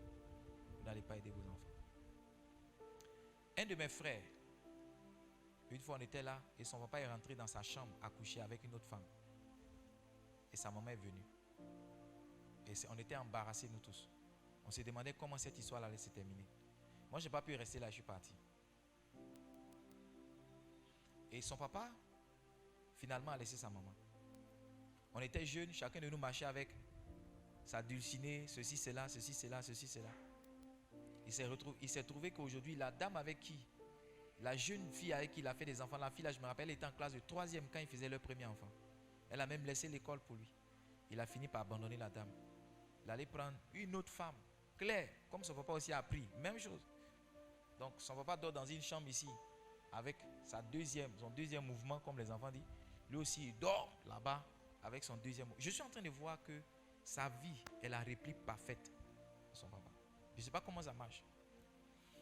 Dieu m'a fait la grâce, vraiment c'est la grâce de Dieu, de grandir dans un foyer où mon papa lui aussi, il a vu son papa à lui. Je vous ai expliqué ça. Qui revenait quelquefois du champ un peu saoulé. Et quand il vient faire palabre avec sa maman. Et ma grand-mère, chaque soir, elle partait dormir chez ses parents pour revenir matin. Jusqu'à ce que la boisson quitte mon grand-père. Mon papa a décidé par rapport à ça de ne jamais toucher l'alcool. Mon papa n'a pas bu jusqu'à ce que dans sa retraite, il se retrouve au village, dans fait des chefferies, il faut prendre un verre ici. Quand il boit un verre, 2 verres, il commence à sourire en même temps. Parce que ça l'a marqué, il a décidé que ça change. Donc nous, on a grandi dans un foyer où, même si mes parents ne montraient pas l'amour qu'ils avaient l'un pour l'autre, ou bien ils avaient une certaine manière de le montrer, on a grandi dans un foyer où papa est là, maman est là. Ça fait que nous, dès qu'on a eu... Moi, quand je suis allé vers une femme, et ma femme est pratiquement mon premier grand amour. Quand je suis allé pour la première fois vers une femme, ce n'était pas pour qu'elle soit ma chérie, elle soit ma go, ou bien elle soit mon mouvement. Quand j'ai parlé avec ma femme, quand on était très jeune, je lui ai dit, moi je veux que tu sois ma femme. Parce que c'est ce qui est dans mon subconscient, c'est comme ça que j'ai. Mon grand frère avec sa femme depuis ils sont en classe de 4e. Hein? Depuis ils sont en classe de 4e. Mon petit frère aussi c'est pareil. Donc le fait qu'on ait grandi dans cette atmosphère-là, ça nous a facilité les choses. Donc demain vous allez faciliter vos enfants. Si vous vous battez aujourd'hui pour avoir un couple, un bon couple, vous battez devant monsieur le maire, vous battez devant le pasteur et le couple est là. Ça va aider vos enfants. Il y a des résultats que les enfants n'ont pas à l'école à cause de tout ça, je vous assure. Et il y a certains résultats qu'ils ont parce qu'ils sont dans un cadre simplement où il y a papa, où il y a maman. Enfin, bon, l'avant-dernière raison, on se marie aussi pour aider les couples en difficulté. Dieu va faire passer vos couples dans certaines réalités pour que vous puissiez aider certaines personnes. On a le privilège, Pasteur Diane et moi, d'être assis devant vous pour vous enseigner sur le mariage. Mais c'est parce que Dieu nous a fait passer par certaines étapes. Il y a des choses qu'on a comprises. Notre mariage n'était pas ce qu'il est aujourd'hui. C'était vraiment pas ce qu'il est aujourd'hui. On s'est toujours aimé, mais c'était différent. Mais plus les années passent et qu'on passe par certaines situations, plus on se bonifie, plus on devient meilleur. Une chose qui nous a aidé dans le mariage, c'est le fait que maintenant, on ait un ministère à gérer. Le fait d'avoir un ministère à gérer ça nous a rendus plus complices, ça nous a rendus plus spirituels, ça nous a permis d'être encore plus ensemble. Donc, ce par quoi Dieu va vous faire passer, et chaque mariage est un cas d'école, c'est l'instrument que Dieu va utiliser pour que vous puissiez aider d'autres couples. Peut-être que dans ton mariage, monsieur a fait des enfants avant de venir. Ça va te permettre de comprendre les gens qui ont des mariages avant de se marier, des enfants avant de se marier. Peut-être que dans ton mariage, c'est ta femme qui a fait des enfants avant de venir. Le fait que tu aies vaincu ça, tu aies vécu ça, le fait que tu te sois mis au-dessus, tu aies réussi avec ça, ça sera pour toi un message pour aider d'autres personnes. Peut-être que tu te sois marié tôt, ou bien peut-être que tu t'es marié tard. Peu importe ce que ton mariage a été, Dieu pourra toujours l'utiliser pour que tu aides d'autres personnes. Peut-être que tu as fait 10 ans dans le concubinage, ton mari t'a étudié jusqu'à ce qu'il ait la maîtrise dans les études avant de te marier. Ça aussi, ça peut t'aider. Ça peut t'aider à encourager les autres. Amen. Amen, vous êtes là? Alors, enfin, la dernière raison biblique pour laquelle il faut se marier, on se marie aussi pour accomplir, et je pense que c'est la plus importante, pour accomplir notre mission sur terre, pour réaliser notre destinée. Le mariage, ce n'est pas juste le sexe. Oh, c'est pas juste, oh, ma chérie, elle est là, elle est claire, ma femme, elle est là, elle est bien noire, elle est potelée comme j'aime. Non. Il y a une mission, il y a un objectif de Dieu derrière le fait qu'il vous ait mis ensemble. Il y a quelque chose que Dieu veut atteindre, le fait que ta femme soit de telle région de la Côte d'Ivoire, le fait qu'il y a un objectif et vous devez découvrir cela et courir après cela. Mon épouse et moi, on est conscients d'une chose, que le fait qu'on soit ensemble et le fait qu'on réussisse dans le mariage, on est en train de donner un modèle à tous nos jeunes frères qui sont à Djamé-Benjerville, qui ont 18 ans, 19 ans, 20 ans, pour dire que on peut commencer à partir de rien, aimer une jeune dame, rester avec elle jusqu'à sa mort. Yes. On est conscient qu'on a une mission aussi de modèle. Parce qu'il y a tellement eu de mauvais modèles. Chez nous les Hébreux, il y a tellement eu de mauvais modèles dans le mariage que Dieu veut réintroduire certains autres modèles. Et donc, nous, on croit qu'on a une mission pour ça. Au-delà de bâtir Livingstone et tout ça, mais on croit qu'on a une mission pour réintroduire le mariage. C'est possible qu'on se marie à partir de rien. C'est possible qu'on se marie sans faire une grande fête. C'est possible qu'on se marie dans sa jeunesse. Parce que pour beaucoup, on était en train de faire des erreurs. Je me rappelle, quand mon épouse est rentrée dans la salle de mariée, il y a quelqu'un qui a crié, mais ce sont des enfants. Quand il a fini, puis il fait qu'on... Oh! Il n'a pas pu s'empêcher. Ce sont des enfants pour dire quoi? Ils ne savent pas ce qu'ils sont en train de faire. Ils sont en train de se perdre. Ils sont en train de ceci, ils sont en train de cela, ils sont en train de ceci. Jusqu'à aujourd'hui, nous soyons dans notre 15e année de mariage. Donc, derrière tout ce que vous allez faire, on s'en va à la plage, on fait ceci, il y a une mission de Dieu. C'est ce que vous devez découvrir et vous devez chercher à réaliser. Que Dieu nous bénisse, que sa main soit sur nous. Ça fait 1 heure qu'on parle. J'espère que vous avez entendu quelque chose, j'espère que vous avez compris quelque chose. Si tu veux acclamer, acclame bien. Si tu as entendu quelque chose, acclame bien. Maintenant, s'il te plaît, prends un micro si tu veux poser une question. Tu veux poser une question, prends le micro et pose ta question. Aujourd'hui, c'est juste l'introduction, raison biblique du mariage. Ah, c'est bien, Pasteur Nissé. Pasteur Nissé, tu peux refaire les points, non? Les récaps, ça vient? Mettre les points, point 1, point 2, point 3. Pour qu'on fasse le rappel la fois prochaine. Pour Pasteur Diane aussi, la définition du mariage. Les fausses conceptions du mariage, tu mets ça. Tu fais un visuel, les fausses conceptions du mariage. Après, tu fais les définitions du mariage. Et puis, tu viens sur ça. Donc, question de mariage, question. Pasteur Marcel. Amen. Amen. Merci bien à nos chers pasteurs. La question que je veux poser cet après-midi porte sur la mission du couple. C'est ça. En ce que j'ai pu voir dans Genèse, la Bible a mentionné que la femme était l'aide semblable que Dieu avait voulu placer auprès de l'homme. Tout à l'heure, pour chuter, tu as dit que c'était pour accomplir une mission, que Dieu mettait un homme et une femme ensemble. Qui est le porteur de la mission au sein du couple? C'est l'homme ou c'est la femme? Je le dis parce que souvent il y a divergence de mission. On a comme l'impression que dans le couple, il y a des missions secrètes que la femme a et que l'homme doit accomplir la mission de la famille. ou vice-versa. Il n'est pas toujours évident qu'on ait ensemble une mission commune. C'est ça. Dans le sens de ce que vous venez de dire, que notre couple doit servir à implémenter une mission de Dieu, comment découvrir cette mission-là et qui en sera le porteur? Ok.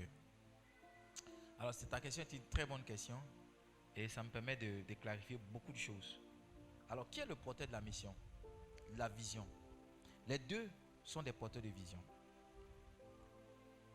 Je t'explique. La femme vient auprès de l'homme comme l'aide. D'accord? Mais si vous avez suivi le message que j'ai prêché l'année dernière, j'ai dit il y a 4 tests. Le test de l'adaptation, le test de la formation, le test de la construction. À ce niveau-là, les conjoints s'aident à se réaliser les uns les autres. Donc ta femme t'aide à devenir l'homme que tu dois devenir. Mais ton mari, et toi aussi en tant qu'époux, tu aides ta femme à devenir la femme qu'elle doit devenir. D'accord? Par exemple, Dieu peut assigner à votre mariage un modèle de réussite dans l'immobilier. Et ça va arriver parce que je parle prophétiquement. D'accord? Un homme et une femme, un couple qui réussit dans l'immobilier. D'accord? Mais avant que vous n'en arriviez là, Dieu peut te donner une femme, par exemple, qui va t'aider à devenir un meilleur gestionnaire. Qui va te donner des conseils dans les investissements que tu veux faire. Chérie, tu veux faire ci, mais attends. Tu veux faire ci, mais attends. Tu veux faire ci, mais attends. Tu veux faire ci, mais attends. Toi, à ton tour, par rapport à ce que tu veux faire plus tard, Dieu peut te donner la mission d'aider ta femme à devenir une femme plus confiante. Tu vois, ta femme peut te donner de bons conseils, mais quand tu apprends certaines initiatives elle-même, elle n'arrive pas à faire. Donc pendant que ta femme t'aide à devenir le magnat de l'immobilier, toi aussi tu l'aides dans une mission que Dieu te donne pour elle à devenir une femme plus consciente. Donc tu vois, elle a un rôle qu'elle joue vis-à-vis de toi. Toi aussi en retour, tu as un rôle que tu joues.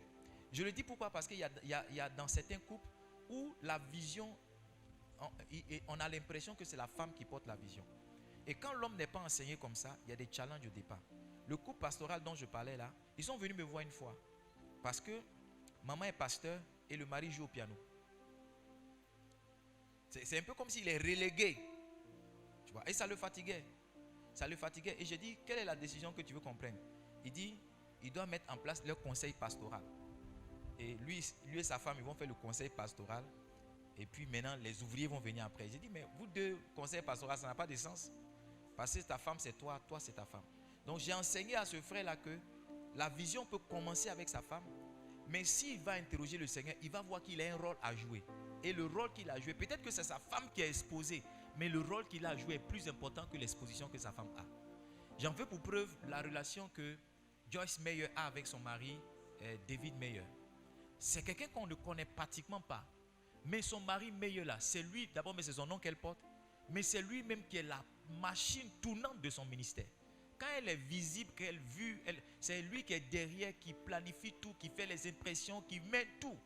Donc, il n'est peut-être pas acclamé, elle est acclamée, mais c'est lui qui fait tout le travail. Donc, au départ, ils en ont souffert parce que il n'est pas enseigné par l'humilité, gagné par l'humilité, enseigné par Dieu pour dire, c'est ça qui est ta mission, il va penser que non, c'est sa femme qui le domine. D'accord? Et tu as parlé de mission secrète, ça me permet vraiment de rebondir sur un aspect très important qu'on voit avec les femmes, qui sont la manque de transparence. Le manque, de transparence. Beaucoup de femmes ne sont pas transparentes, surtout quand elles gagnent un salaire. Je le dis parce que j'ai travaillé avec des sœurs qui laissaient leur bulletin. Quand on travaillait à la banque, mes collègues, les caissiers, elles laissaient leur bulletin de salaire à la banque. Et elles faisaient croire à leur mari qu'elles étaient stagiaires. Il y a une même qui a fait quelque chose qui m'a déchiré le cœur. Elle a fait un manque de 400 000. C'est-à-dire quand elle a fini de travailler, il manquait 400 000. Il y a 400 000 a disparu. Et elle a informé son chéri là. À l'époque, je me rappelle, il était un simple CDD. Et le monsieur, je ne sais pas comment il s'est arrangé, il a trouvé les 400 000. Elle a remplacé. Sauf qu'une semaine après, on a découvert où les 400 000 étaient partis. Donc, elle a retrouvé les 400 000. Elle a gardé pour elle. Hein? Elle a gardé pour elle. Mais ils ne sont pas mariés. Ils ont fait une grande cérémonie de dot, mais après, ils ne sont pas mariés. Donc, les femmes qui sont ici, ne cachez pas vos 10 000, vos 5 000, vos 3 000. Vous dites non, c'est à monsieur de faire ça. C'est à lui de faire ça. Ton grand frère t'a donné l'argent, 20 000. Ton mari se bat chaque mois. Tu peux lui dire, même si tu ne lui donnes pas, tu peux lui dire, ah chérie, mon grand frère m'a donné 20 000. Si c'est un bon homme qui est fait de lui, il va te dire, il faut prendre 20 000, il faut prendre les 2 000 des bébés, c'est tout. Mais il ne faut pas te cacher là et puis tu dépenses les 2000. Allô, j'ai reçu. Tu parles en code dans la maison, tu vas en code, prends ton argent et tu es là, tu bouffes ton argent toi seul. C'est pas bien. C'est pas bien. Surtout, ce qui me dérange, c'est que beaucoup d'entre vous êtes mariés sous le régime de communauté des biens. Communauté là, c'est votre mari qui envoie les biens ou bien c'est tout le monde qui envoie les biens. Donc si tout le monde envoie les biens, quand vous avez vos petits 50 000, 2 000 et tout ça, ne cachez pas votre mari. Montrez à votre mari. De temps en temps, quand ça vient comme ça, permettez au monsieur de souffler. Dites-lui, pardon, j'ai payé fait tout là, 2500. Il va respirer un peu.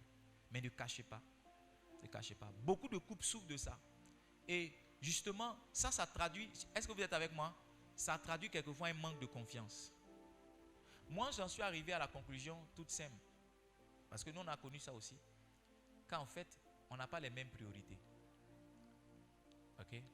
Je prends un exemple. Ça ne dérange pas quand on parle de nous. Hein? D'accord. Ma femme n'achète pas papier hygiénique. Elle n'achète pas dentifrice.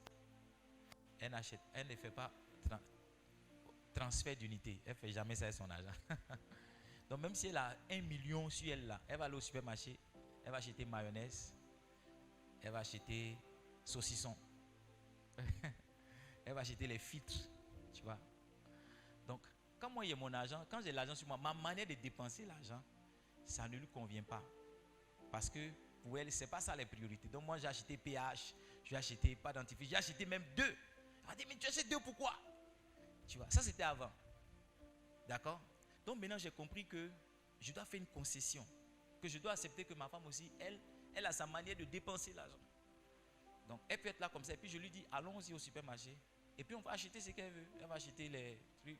Même si je trouve que ce n'est pas important, elle trouve que c'est important. Elle va trouver que non, c'est important qu'il y ait du sucre dans le frigo, il y ait du lait, il y ait du petit déjeuner. Alors que toi, ce qui est important, il faut qu'il y ait le... Ça fait que souvent, vous ne vous faites pas confiance. Alors que vous n'avez pas les mêmes priorités. Toi, avant qu'il y ait le petit déjeuner, il faut qu'il y ait la nourriture solide d'abord. Quand la nourriture solide est là, maintenant on peut penser au lait. La femme va se dire non, il faut qu'il y ait le lait, la nourriture solide qui gère.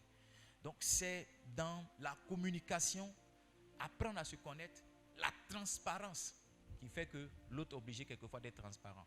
Moi j'ai toujours été transparent depuis que je marche avec mon épouse. Depuis que j'étais un simple boursier à l'INP, elle savait combien on me payait par mois dans ma bourse. Quand j'ai commencé à travailler, que je gagnais 25 000, c'est dans les 25 000 là et le mois, on se luttait. Jusqu'à ce que, quand je sors, qu'on m'a béni, si on m'a donné quelque chose, si je n'ai pas dit à ma femme, c'est que j'ai oublié. Mais c'est rare que je ne lui dise pas. Et elle n'a pas besoin de me demander, je le dis. Je pense que ça m'aide, d'accord, moi-même, non seulement dans la gestion, mais ça lui met la pression aussi de me dire ce qu'elle aussi, elle reçoit ou qu'on lui donne. Il y a 2 semaines, j'étais un peu piqué. Elle est partie, elle est revenue.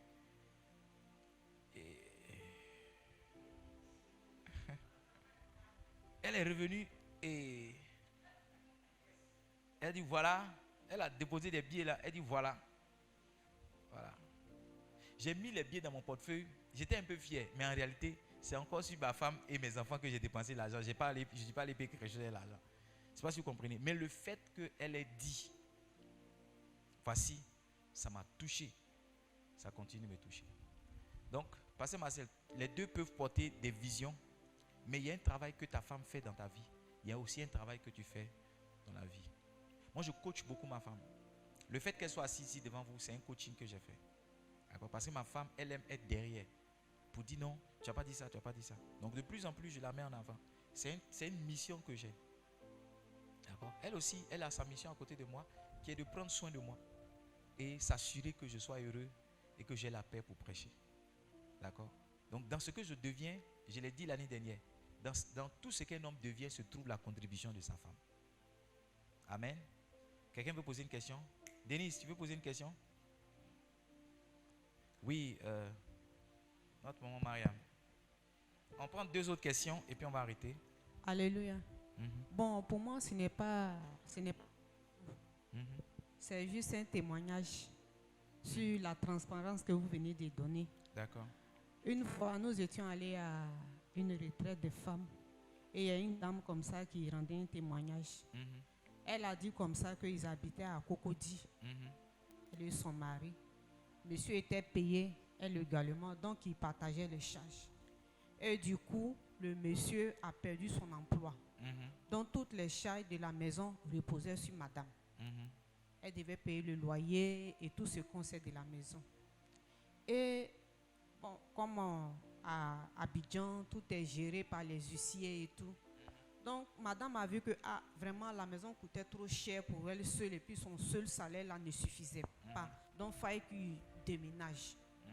Ils ont déménagé et vraiment, dans le hasard, il s'est trouvé que la maison qu'ils sont allés habiter était l'héritage du monsieur. C'était l'héritage du monsieur. Était l'héritage du monsieur et le monsieur n'a pas fait savoir à la dame que cette maison m'appartenait. À la fin du mois, lorsque madame se décarcassait pour payer la maison, lui il partait récupérer l'argent avec les huissiers. Et après, il venait s'asseoir comme si de rien n'était. Nous sommes en Afrique, les gens aussi ne se taisent pas. Donc, de bouche à oreille, madame a su qu'effectivement, la maison qu'elle est en train de payer n'appartient à autre personne qu'à son mari. Et c'est un couple chrétien. Vraiment, ça l'a tellement choquée que vraiment, elle a demandé le divorce. Mais les gens ont essayé de la consoler, mais vraiment, on n'a pas eu la suite de l'histoire, mais la transparence dans le foyer, je pense que c'est une très bonne chose. C'était ma participation. Wow, merci Maman Mariam. Alors si vous avez des témoignages comme ça, n'hésitez pas. Donc voici un monsieur qui fait louer sa propre maison à sa femme. Ça, c'est pas la sorcellerie, ça. Il fait louer sa propre maison à sa femme. Il est méchant, hein? Donc tout ça, c'est le manque de transparence. C'est le manque de... Et puis il n'a pas pitié de sa femme qui prend son salaire. Wow. C'est pourquoi je parlais de cœur. Il faut vraiment que Dieu touche nos cœurs. Mais tout ça, ça commence quand la confiance on n'a pas démarré le mariage avec la confiance. C'est comme ça. Quand on n'a pas démarré le mariage avec la confiance. Ou quelquefois aussi, l'environnement dans lequel on a grandi. Moi, il y a un monsieur qui m'a dit en hébreu. En hébreu, ça veut dire une femme ne voit pas le fond de la valise de son mari. C'est ce qu'il m'a dit. Il a fait 5 enfants, 5 mères différentes. Et la première l'a bassé. Voilà. Donc, lui, il est sorti de ça avec une femme ne doit pas voir le fond de la valise. J'étais à la banque, on a envoyé un monsieur handicapé. Sa femme l'a poussé sur une chaise roulante. Il est entré dans mon bureau. Il avait l'argent là comme ça, banane. Puis il a mis son... Donc, quand on a ouvert le compte, il a dit à sa femme, sors. Oui, je vous assure. Les gars, je vous assure, il a dit à sa femme, sors. Je vous explique tout ça pour ne pas que vous le reproduisez. Quand sa femme est sortie là, il a sorti l'argent maintenant. Il dit, les femmes là, on ne sait jamais. J'ai dit, toi handicapé, une femme qui te pousse, qui t'a poussé jusqu'à... Si elle veut te tuer là, toi si elle veut t'arracher l'argent, tu vas faire comment? Bon, j'ai fait mon travail, j'ai compté son argent. Et puis il m'a dit, les femmes là. Il dit, viens. Et puis il est là. Et puis elle le pousse. Faut partir. Un monsieur est rentré une fois dans mon bureau, il avait beaucoup de sparadrap sur lui. Et il est venu. Il dit, il veut connaître le compte de sa femme. Et comment ça? Que ça ne se passe pas comme ça. Il dit, il a payé les coûts pour sa femme jusqu'à il a payé concours, elle travaille. Que 5 francs, sa femme n'envoie pas dans le foyer. Et sa femme, c'était une cliente. Quand elle reçoit 305 000, elle retire 304 000. Elle ne laisse rien dans le compte. Jusqu'à ce que son mari débarque. Parce qu'ils se sont battus, elle l'a blessé avec talon. En général, ces gens de couple-là, ça n'arrive pas loin. Parce que pour réussir son mariage, il faut la transparence. Si vous êtes marié sous le régime de la séparation, je peux comprendre. Mais si vous êtes en communauté des biens, vous êtes censé tout mettre ensemble. Tu es censé tout connaître de ton mari. Tu es censé tout... Ta femme aussi est censée... Toi aussi, tu es censé tout connaître de ta femme. Ce qu'elle a, ce qu'elle n'a pas. C'est mieux. Parce que quelquefois, ton mari même peut faire une affaire dehors et puis les huissiers vont tomber sur vous. Je ne sais pas si tu comprends. Donc, soyez transparents, mes enfants. Laissez... Peut-être que vous avez une mauvaise aventure. Tirez-en les leçons, mais apprenez à être transparent. Moi, j'ai eu des problèmes et je ne me suis pas retrouvé à la maison pendant plus d'1 an. Vous savez, la grâce que j'avais, c'est que ma femme signait sur mes comptes. C'est-à-dire, quand on va à la banque, je peux être là, je signe, je prends l'argent, comme ma femme aussi peut être là. C'est ça qui m'a sauvé. Ça m'a vraiment sauvé. Sinon, j'aurais eu l'argent et puis j'allais mourir dans la misère. Parce que j'ai caché l'argent dans un trou qui est tel que non seulement je ne me rappelle pas, mais l'argent est tellement caché que personne ne peut aller prendre. Ma femme n'a jamais pris, sauf une fois. Elle ne s'est jamais levée comme ça pour aller prendre l'argent. Anne-Marcel, vous ne posez pas de questions. Valérie, on prend 2 dernières questions. La question de Pascaline. Tu peux t'asseoir, hein, Pascaline. Tu peux rester assise. Alléluia.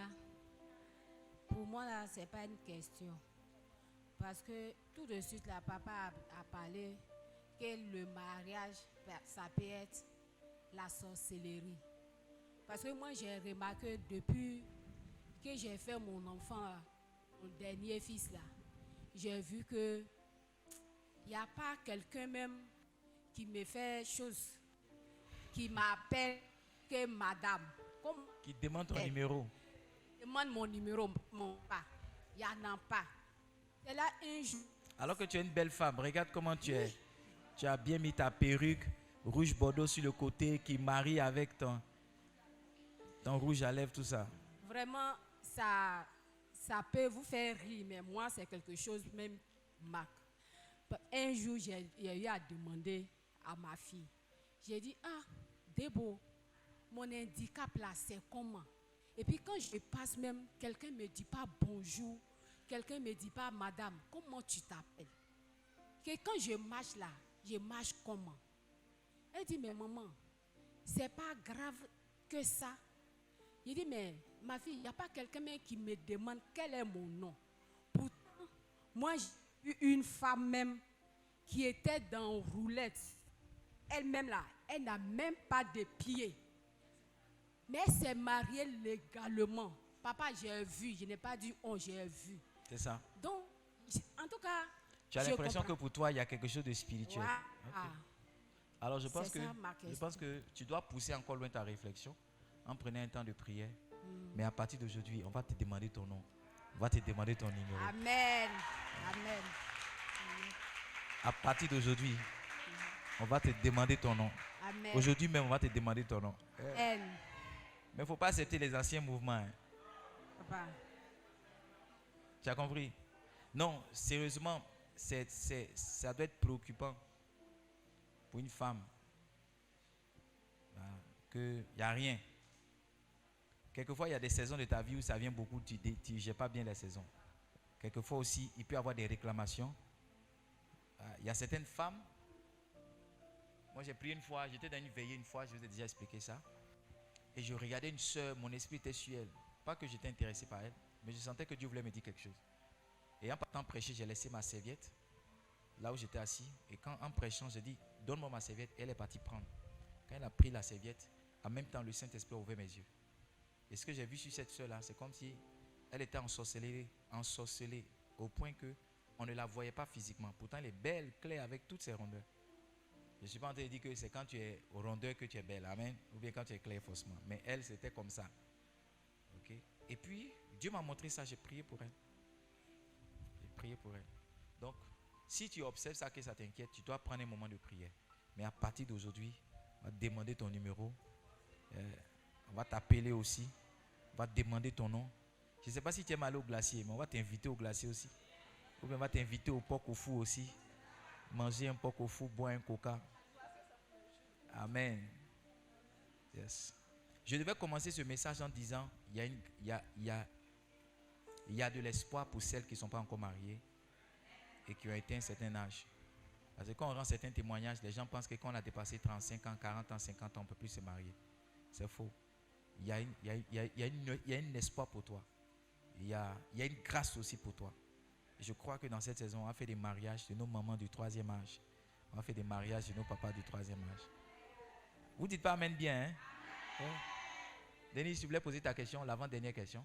Et puis après, on prend Pasteur Christelle. Papa, pour moi, ce n'est pas une question. D'accord. En fait, c'est un problème. Je ne sais pas si c'est un problème, mais je veux soumettre ça pour que vous me donnez des conseils. En fait, j'ai un blocage dans la tête. Je me dis que tant que je n'ai pas atteint certains objectifs, je ne veux pas d'homme dans ma vie. Même quand quelqu'un dit qu'il veut venir me marier, je dis je ne veux pas. Parce que je me dis que par le passé, j'ai déjà essayé 2 relations parce que c'était pas... En tout cas, ça allait dans la relation bien. Mais je me suis dit que c'est parce que je n'avais pas pour moi-même que ces personnes-là sont parties. Parce qu'un homme ne peut pas tout faire pour toi en même temps. Quand la personne dépense seule, et ça vient seulement de la personne, tu deviens un fardeau pour la personne. Et surtout à cette ère, ces temps-ci, là, c'est difficile. Donc, moi, personnellement, j'ai un blocage au niveau de cela. Je me dis que tant que je n'ai pas pour moi-même, je ne veux pas me marier. Ah. Ah, mais alors que tu as déjà pour toi-même, parce que tu ne vis pas chez un homme. Tu vis chez toi avec tes enfants, tu prends soin de toi-même, tu prends soin de tes enfants. Alors, pourquoi? C'est à cela que le mariage aussi est très important, parce que ce que tu veux devenir seul, tu peux le devenir dans le mariage. C'est-à-dire tu peux rentrer dans le mariage sans travailler, et puis ton mari a une position qui est telle qu'il facilite les choses pour toi pour que tu te maries. Tu comprends? Donc il faut ôter ce blocage. C'est vrai que tu pourrais te dire que les 2 premières relations que tu as essayées n'ont pas marché parce que tu dépendais totalement des hommes et que c'est à cause de ça qu'ils sont partis. Mais je ne suis pas sûr que ça soit totalement vrai. Parce qu'il y a beaucoup de femmes qui ne travaillent pas, mais qui sont épanouies dans leur mariage, dont les maris. Il y a des hommes même qui ne veulent même pas que les femmes travaillent. Moi, j'en fais partie. Moi, je n'ai jamais vraiment voulu. Peut-être que c'est une confidence que j'ai faite à ma femme ici, mais bon, je n'ai jamais voulu que... Je me suis dit, c'est à moi de chercher l'argent pour prendre soin de ma femme. Ma femme est là, je ne lui refuse rien. Je ne refuse rien à ma femme. Je ne veux pas que ma femme soit triste. Quand ma femme attrape sa tête comme ça, il devient malheureux en même temps. Je lui dis, tu as besoin de quoi? Tu veux quoi? Vraiment, Dieu m'a fait la grâce aussi. Ma femme n'abuse pas pour dire, comme il ne me refuse rien maintenant, je veux manger pain au chocolat. Non. Dieu m'a vraiment fait cette grâce-là. Donc ma fille, il faut lever ce blocage. L'indépendance financière que tu veux avoir, ton mari là peut t'aider. Yes. Ton mari même peut te donner 5 millions pour faire une affaire. Pour dire, moi aussi je veux que ma femme travaille, donc je ne vais pas te voir comme ça. Je vais te donner 10 millions, fais une affaire. Qu'est-ce que tu sais faire? Je sais faire la restauration. Ok, je n'ouvre même pas, j'achète un restaurant pour toi. Voici ma femme, je t'offre ce restaurant-là. Épanouis-toi. Épanouis-toi. Donc il faut lever ce blocage. La seule disposition que tu dois prendre maintenant pour entrer dans une relation, c'est est-ce que celui qui vient craint le Seigneur? Est-ce qu'il marche avec le Seigneur? Est-ce qu'il a certaines valeurs? Est-ce qu'il est converti? Si ça c'est ok, vous pouvez vous engager. Peut-être que c'est le mariage même qui va ouvrir pour toi la porte du travail. Peut-être que le fait que tu sois marié là, c'est ce qui va faire que tout le travail que tu cherches depuis là, on va faciliter ça pour toi. Et elle pose une préoccupation très importante qui est les paradigmes qu'on a. D'accord? Moi, il y a un de mes amis qui dit que toutes les femmes sont des prostituées. Et il dit même sa maman est une prostituée. Donc lui, il ne fait pas confiance aux femmes. La dernière fois que j'ai parlé avec lui, il dit qu'il est divorcé. Depuis qu'on est étudiant, il ne s'attache pas à une femme.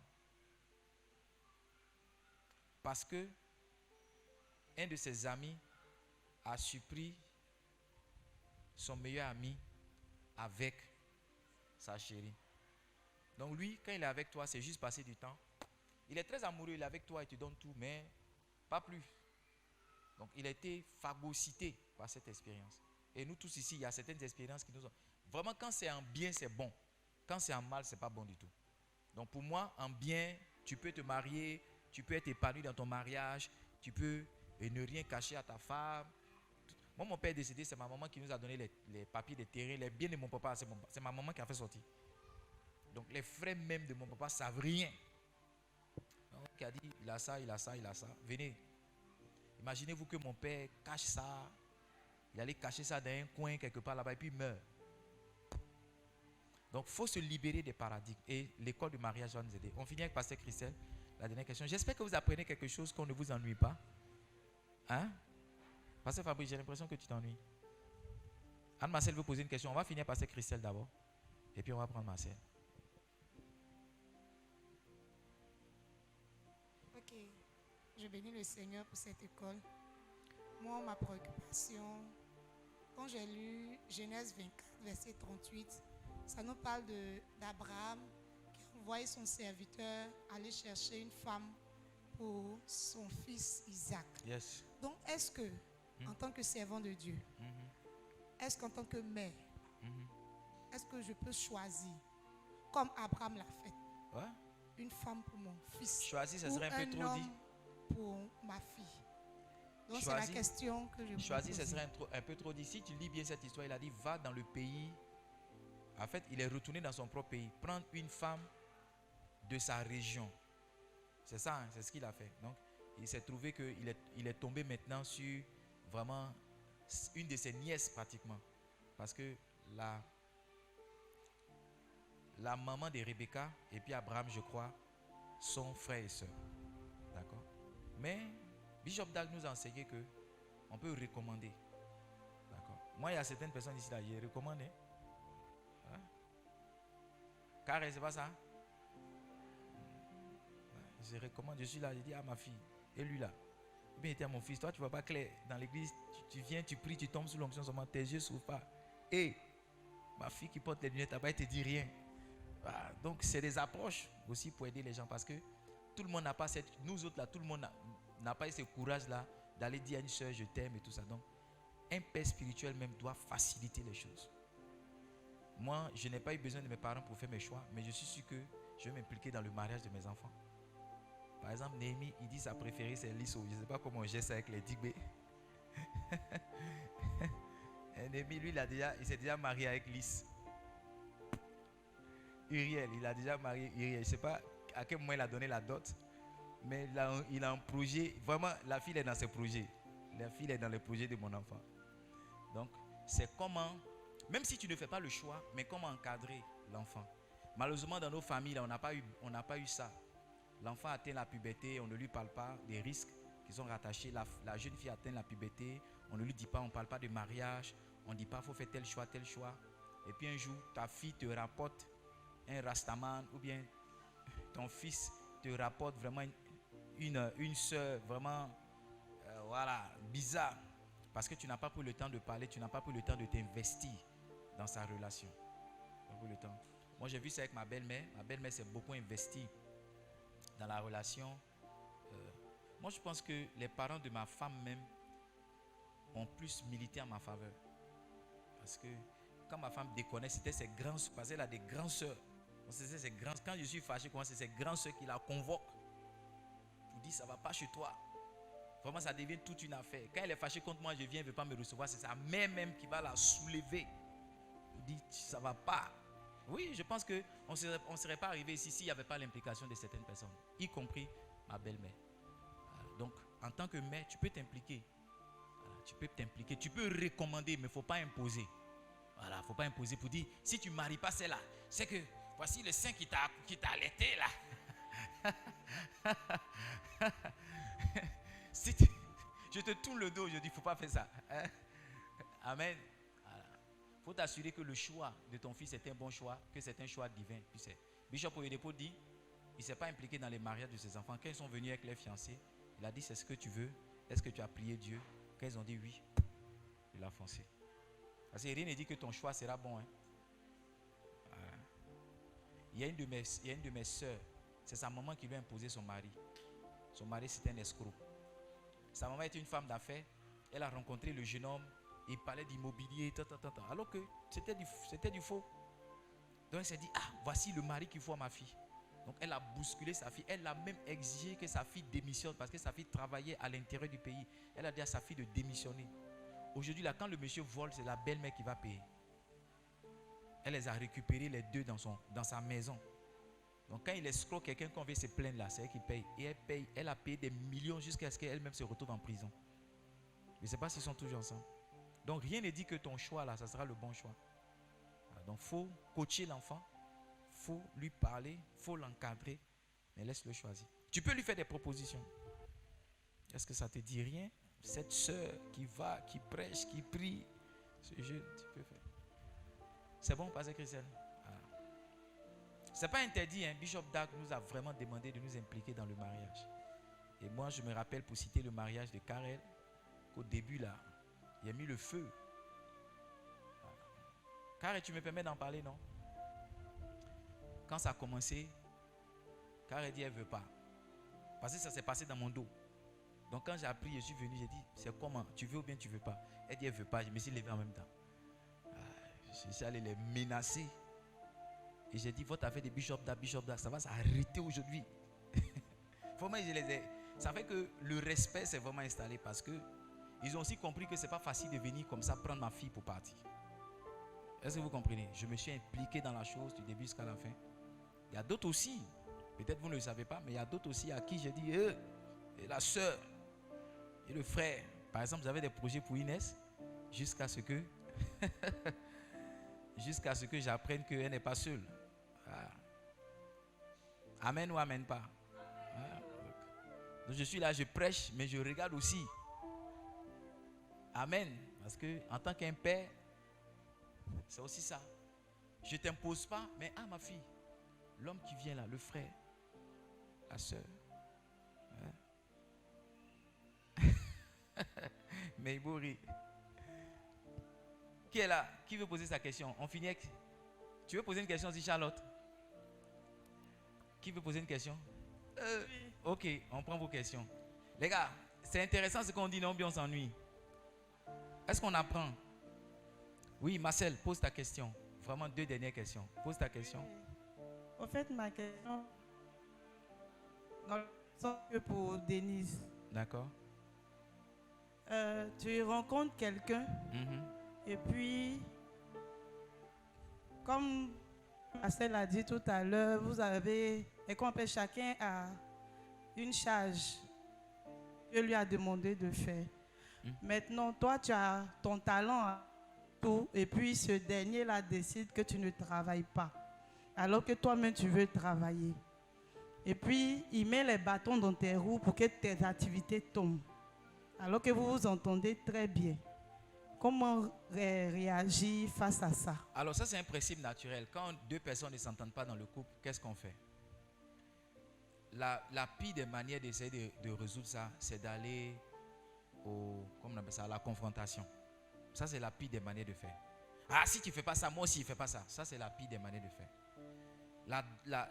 L'attitude adoptée, c'est de faire une concession. Et puis attendre que le calme vienne pour parler. Tu comprends? Parce que tout ce que tu vas vouloir imposer à l'homme, il ne va pas l'accepter. Tout ce que tu vas vouloir imposer, il ne va pas l'accepter. Donc, c'est de dire, ok, j'ai compris. Et puis quand il est heureux là, tu viens. Il y a toujours, si vous êtes avec votre mari, il y a toujours une période où tout ce que tu vas dire, il va dire oui. C'est à ce moment-là que tu dois parler. Je ne sais pas si tu comprends. Il y a une période où il est content façon là. C'est en ce moment-là, tu vas parler ton affaire. Je t'avais dit ça, je t'avais dit ça. Si ça ne marche toujours pas, tu peux envoyer des gens lui parler. Si ça ne marche toujours pas, tu peux envoyer maintenant des éléments de preuve. Par exemple, si tu es bonne à faire quelque chose, tu peux le faire. Et puis quand les gens apprécient, toi tu fais la décoration par exemple, tu peux décorer un endroit et pendant que les gens sont en train d'apprécier ta décoration, tu peux lui envoyer pour dire, ah, j'ai fait la décoration, regarde ce que les gens disent que je peux faire. Quand lui voit ça, ça l'interpelle. Il n'y a aucun homme qui est fou. Non. Le problème c'est qu'on ne sait pas à quel moment parler. À quel moment c'est pas parler. Quelquefois on veut forcer la chose. Si tu vas doucement, tu vas tout obtenir. Écoute-moi bien ma fille. Si tu sais faire avec ton mari, tu vas tout obtenir de lui.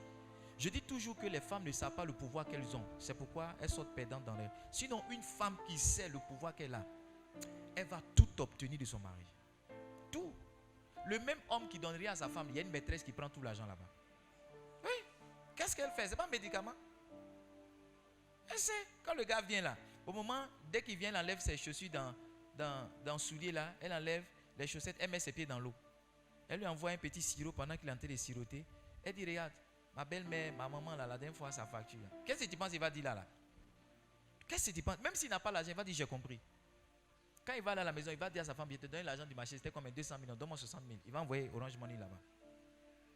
Mais quand il va rentrer chez lui, il va trouver sa femme avec un pagne. Elle a transpiré un peu, elle ne s'est pas rasée le côté là, donc elle a transpiré, elle avait un pagne, comme il fait chaud 2 jours là. Il va dire, Norbert, tu es arrivé. Hé, Freddy, je vous ai pas dit de faire la table devant papa là. Et puis elle-même, elle est quelque part au garage là-bas. Le gars va manger seul. Il va aller. Au moins, il veut regarder sa télé. C'est maintenant, elle va venir. Elle va mettre Novelas. Hé, Norbert, tu es assis là, je ne savais pas. Mon film là a commencé où? Il va dans la chambre. Et le gars, il est dans sa maison, mais il n'est pas heureux. Mais quand il va quelque part, il y a une femme. Suivez-moi très bien. Il y a une femme qui le traite comme un prince. Et il peut payer une voiture pour la femme et même pas donner un vélo à ça. Donc, une femme doit savoir à quel moment elle doit créer les conditions pour parler à son mari. Tu veux te demander quelque chose, tu mets le monsieur dans les conditions. Oui. Mais au moment où il est dans les 8e, 9e siècle, là, 9e siècle, à ce moment, tu parles. t'asseoir. Tu dis, hé, est-ce que je t'ai dit là? Il va dire, oh, tu aimes trop ça. Toi, tu laisses pas faire, tu laisses pas faire. J'ai compris. Et puis c'est fini, tu as eu comme ça. Mais si vous voulez aller, surtout les femmes qui ont un peu gros cœur, qui sont un peu difficiles, tu veux aller, hey, moi aussi, je vais voir, il va voir dans le foyer là, on va se laisser. Non, Molo, il fait le plat qu'il aime. Et regarde ce que Esther a fait.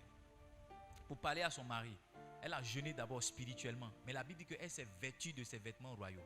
Esther, pour parler à son mari, elle n'est pas partie dans un pagne pour dire, hé, il y a le gars là qui veut nous tuer là. Non, la Bible dit qu'elle s'est sapée. Elle a mis les vêtements royaux. Quand le roi l'a vu, il dit, ma reine, on dit quoi? Qu'est-ce que tu veux? Même si c'est la moitié de mon royaume que tu me demandes, je vais te donner. Alors qu'on dit, il y a une loi qui dit que personne ne doit rentrer là-bas. Comment tu penses qu'elle a trouvé faveur auprès du roi? Elle a mis les choses dans les dispositions. Maintenant, regarde, quand elle voulait parler au roi, elle a dit non. Il a dit, qu'est-ce que tu veux?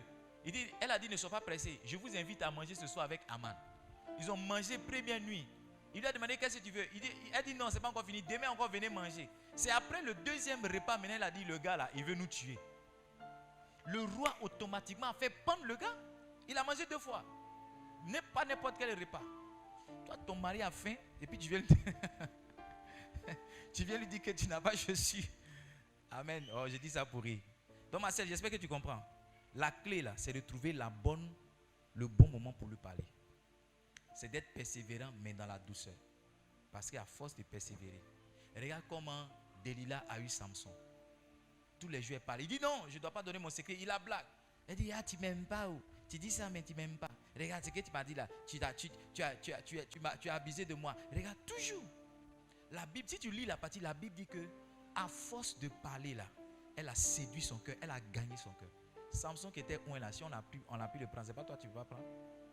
C'est pas toi qui peux pas prendre. Hello? La dernière fois, ma femme m'a fait un aveu. Je lui ai dit que ça ne va plus marcher. C'est de s'asseoir comme ça. Donc, quand elle est dans la chambre des enfants, que je passe, que je la vois, mais qu'est-ce que tu as? Je dis non. C'est la fête de ma grand-mère là. L'argent n'est pas encore complet. Je dis, il reste combien? Tu vois, quand je dis il reste combien, ça dit je vais aller chercher de l'argent quelque part.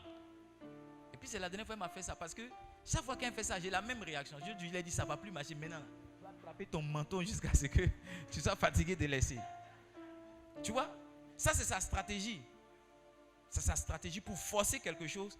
Elle se joue les malheureuses et les déprimées. Donc elle attrape.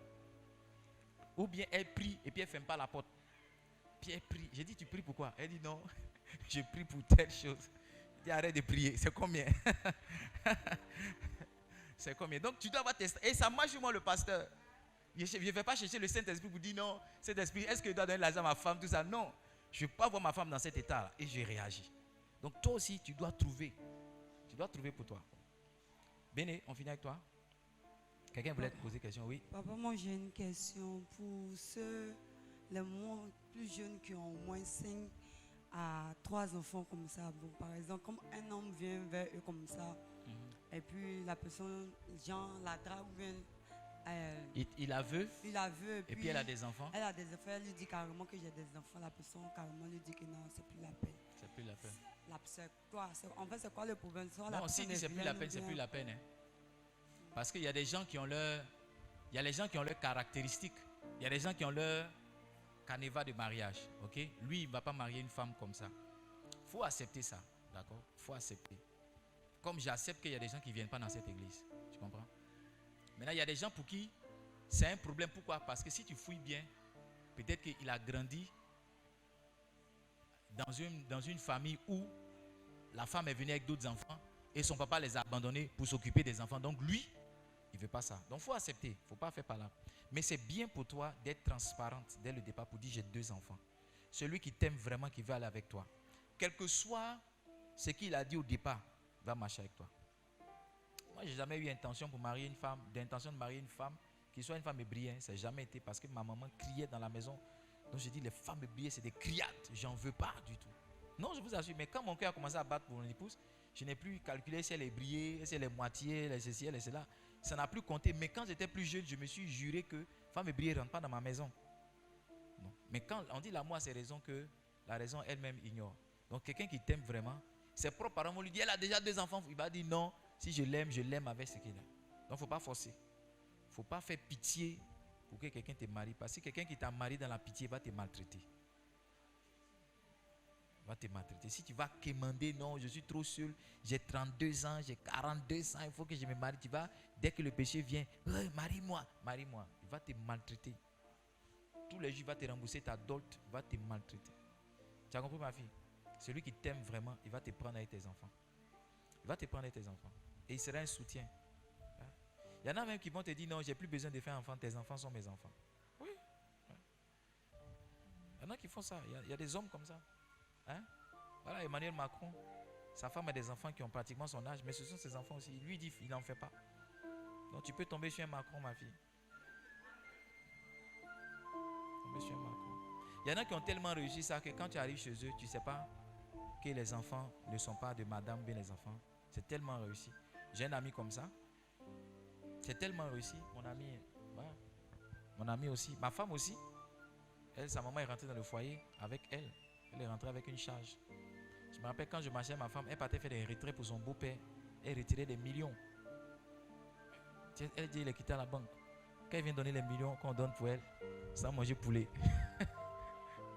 Retiré, mais tu vois, ça n'a jamais été un problème. Et le monsieur l'a tellement aimé qu'il a voulu lui donner, je crois, il a voulu changer ton nom. Quand ma femme dit mon papa, elle ne parle pas de son papa, son vrai papa, elle parle du monsieur. Donc elle aussi, elle a aimé le monsieur. Donc il y en a pour qui ça marche. Puis il y en a pour qui ça marche moins. Mais il ne faut pas en vouloir si quelqu'un ne veut pas rentrer dans ceci. Il faut respecter. Parce que si tu forces, il va te maltraiter. Ok? La dernière question, la toute dernière, Charlotte a le micro. Quelqu'un d'autre voulait parler encore? Assieds-toi, reste assis, Charlotte. Allô, papa. Pour moi, c'est vraiment... Je suis là, je suis là. Oui, allô, Charlotte, je suis là, je suis connecté. Je suis connecté. Il y a quelque chose, vraiment, ça me tient à cœur. Je veux que tu me donnes conseil et puis aussi, ça me travaille beaucoup. Le travail de quoi? Ça me travaille beaucoup de fois. Avec lui que je vis actuellement, franchement, quand il quitte au travail, tout ce qui est l'argent qu'il gagne là-bas, il vient, il dépose sur la table. S'il a trop pris, c'est son transport. Mais le problème que il est tout dans ma main. Ça veut dire que s'il y a maison à payer, s'il y a courant à payer, s'il y a tout à payer, lui, il a déjà déposé l'argent. Et il ne s'occupe plus. Quand c'est comme ça, moi aussi, ça me fatigue.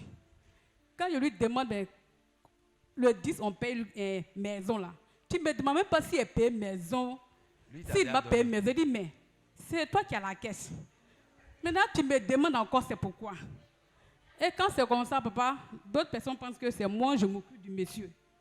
Et quand c'est comme ça, j'attends dans les oreilles des gens que c'est moi, je suis la mère Teresa qui m'occupe de tout dans la maison. Le gars, il ne faut rien, c'est toi que je ne fais rien, que le monsieur ne fait rien, c'est moi, je m'occupe de lui de A à Z. Là, franchement, ce côté-là me fatigue beaucoup. Même le propriétaire de la maison, c'est moi, il signe. Lui, quand il vient seulement, il prend la maison, il dit, mais hey, madame, et ton mari Baoulé là aussi, c'est que Baoulé qui est comme ça. Que c'est mon frère Baoulé, mais vraiment, il ne vaut rien. Il vaut rien, il met tout dans ta bain. Il y a quoi? Là, franchement, deux fois, moi, j'ai honte, mais je suis tout là, toujours pour dire non, il n'est pas là, tout ça, ça me fatigue beaucoup. Lui aussi, ça fait que je suis acharné sur lui, mais il dit il n'est qu'à jouer son rôle de garçon là. Parce qu'il met tout dans ma main. Ça fait que moi aussi, ça me fatigue. Ses parents pensent que aussi, vraiment, c'est moi qui gère l'argent, je refuse de donner l'argent. La vérité, c'est qu'il estime que tu es meilleur gestionnaire que lui. La vérité, c'est que si lui prend l'argent, il va faire des dégâts avec. Comme il préfère te confier l'argent. Donc c'est une faiblesse qu'il essaie de parer. Ou tu peux expliquer, il faut expliquer. Donc si quelqu'un vient, il faut lui dire en réalité c'est lui qui me donne l'argent. Tu comprends? Et souvent même je pense que les hommes aussi devraient intéresser leurs femmes. D'accord? Nous hier, quand je venais au bureau, j'ai dit à ma femme, aujourd'hui c'est le 1er, il faut qu'on envoie-moi le budget de la maison. Donc tout ce que tu vas dépenser pour la maison, envoie-moi ça. Donc c'est l'implication dans les dépenses. Elle va envoyer la nourriture, le gaz, le petit déjeuner, elle-même. Et puis, moi, je vais compléter avec le loyer, le transport. Et puis, on fait le budget. Donc, mon intention, c'est d'impliquer ma femme dans ce que je fais. Parce que je peux bien gérer, mais le jour, je ne suis pas là. C'est maintenant, elle va apprendre. Ah, comment mon mari faisait. Ah, comment mon mari... Et je me dis que les choses du foyer, c'est aux femmes qu'il faut confier. Donc, nous, c'est un peu réparti, mais ce n'est même pas volontairement. Hein. Ma femme va gérer, elle fait des gaz. Moi, je ne sais pas trop. Le poubellier est venu, il a pris poubelle, c'est 3000, c'est 2000. Moi, je ne sais pas. Moi, en général, je gère ce qui est à l'extérieur. Donc, le loyer, les factures, la scolarité des enfants. De plus en plus, je pousse ma femme vers ça. Mais bon, elle résiste. Je pense que ça commence à marcher un peu. Donc, si le monsieur te donne, c'est parce qu'il estime que tu gères mieux que lui. C'est parce qu'il estime. Il estime que quand l'argent est dans ta main, c'est plus si lui il a l'argent là, il va aller manger poulet, il va boire une bière ici, il ne va pas s'en sortir. Donc, il met dans ta main parce qu'il estime. Si tu ne fais pas bien, si tu as donné l'argent 2 ou 3 fois que le propriétaire est venu vous chasser pour dire que tu ne payes pas, tu vas voir que lui-même va récupérer. Donc, c'est parce que tu fais bien qu'il te donne. Pas écouter les gens. Il y a toujours quelque chose qu'on dit sur les foyers. Voilà. Moi, on a dit que j'ai marié une mauvaise femme, que ma femme aime le bling bling. Voilà. Que ma femme me fait dépenser. On a dit ça. Mais il a fallu que j'ai des problèmes pour que les gens voient la qualité de femme que j'avais. Tous ceux qui ont dit ça au départ, aujourd'hui, quand ils nous voient, ils se cachent. Donc, il y a toujours quelque chose qu'on dit. Il y a toujours quelque chose qu'on dit sur le mariage des gens. Ah, celle-là, elle commande son mari. Ah, celle-là, elle fait quoi? Elle a bassé son mari. Celle-là, parce que qu'est-ce qu'on dit par exemple chez toi? Celle-là, c'est à cause de lui. On va aller les prendre. Donc, il ne faut pas écouter les gens. Il faut vivre. Si c'est ça qui vous réussit, ça n'a qu'à marcher comme ça. Si c'est ça qui vous réussit, c'est bien. Si c'est autre chose qui doit vous réussir, adopter ça. Amen. On va finir. On n'a plus de questions. Hein? Ok? Est-ce qu'on peut acclamer le Seigneur? Alors, l'intérêt de cette école de mariage, c'est de nous aider, comme le thème le dit, à bâtir une famille heureuse. Donc cette année, on va mettre l'accent sur l'éducation des enfants. On va mettre l'accent sur le sexe. On va mettre l'accent aussi sur les finances. D'accord? On va parler de sexe. Hein? Éducation des enfants. Et puis on va parler de finances. On va parler de finances. Depuis qu'on a compté à 4, ma femme contrôle maintenant les ampoules. Je ne vous ai pas dit de ne pas allumer la lumière inutilement là. J'ai dit, Jésus compté à 4, on aurait dû avoir ça plus tôt. On aurait dû avoir ça plus tôt. Que Dieu nous bénisse. Est-ce qu'on a été bénis? On va se tenir debout. On va rendre grâce à Dieu.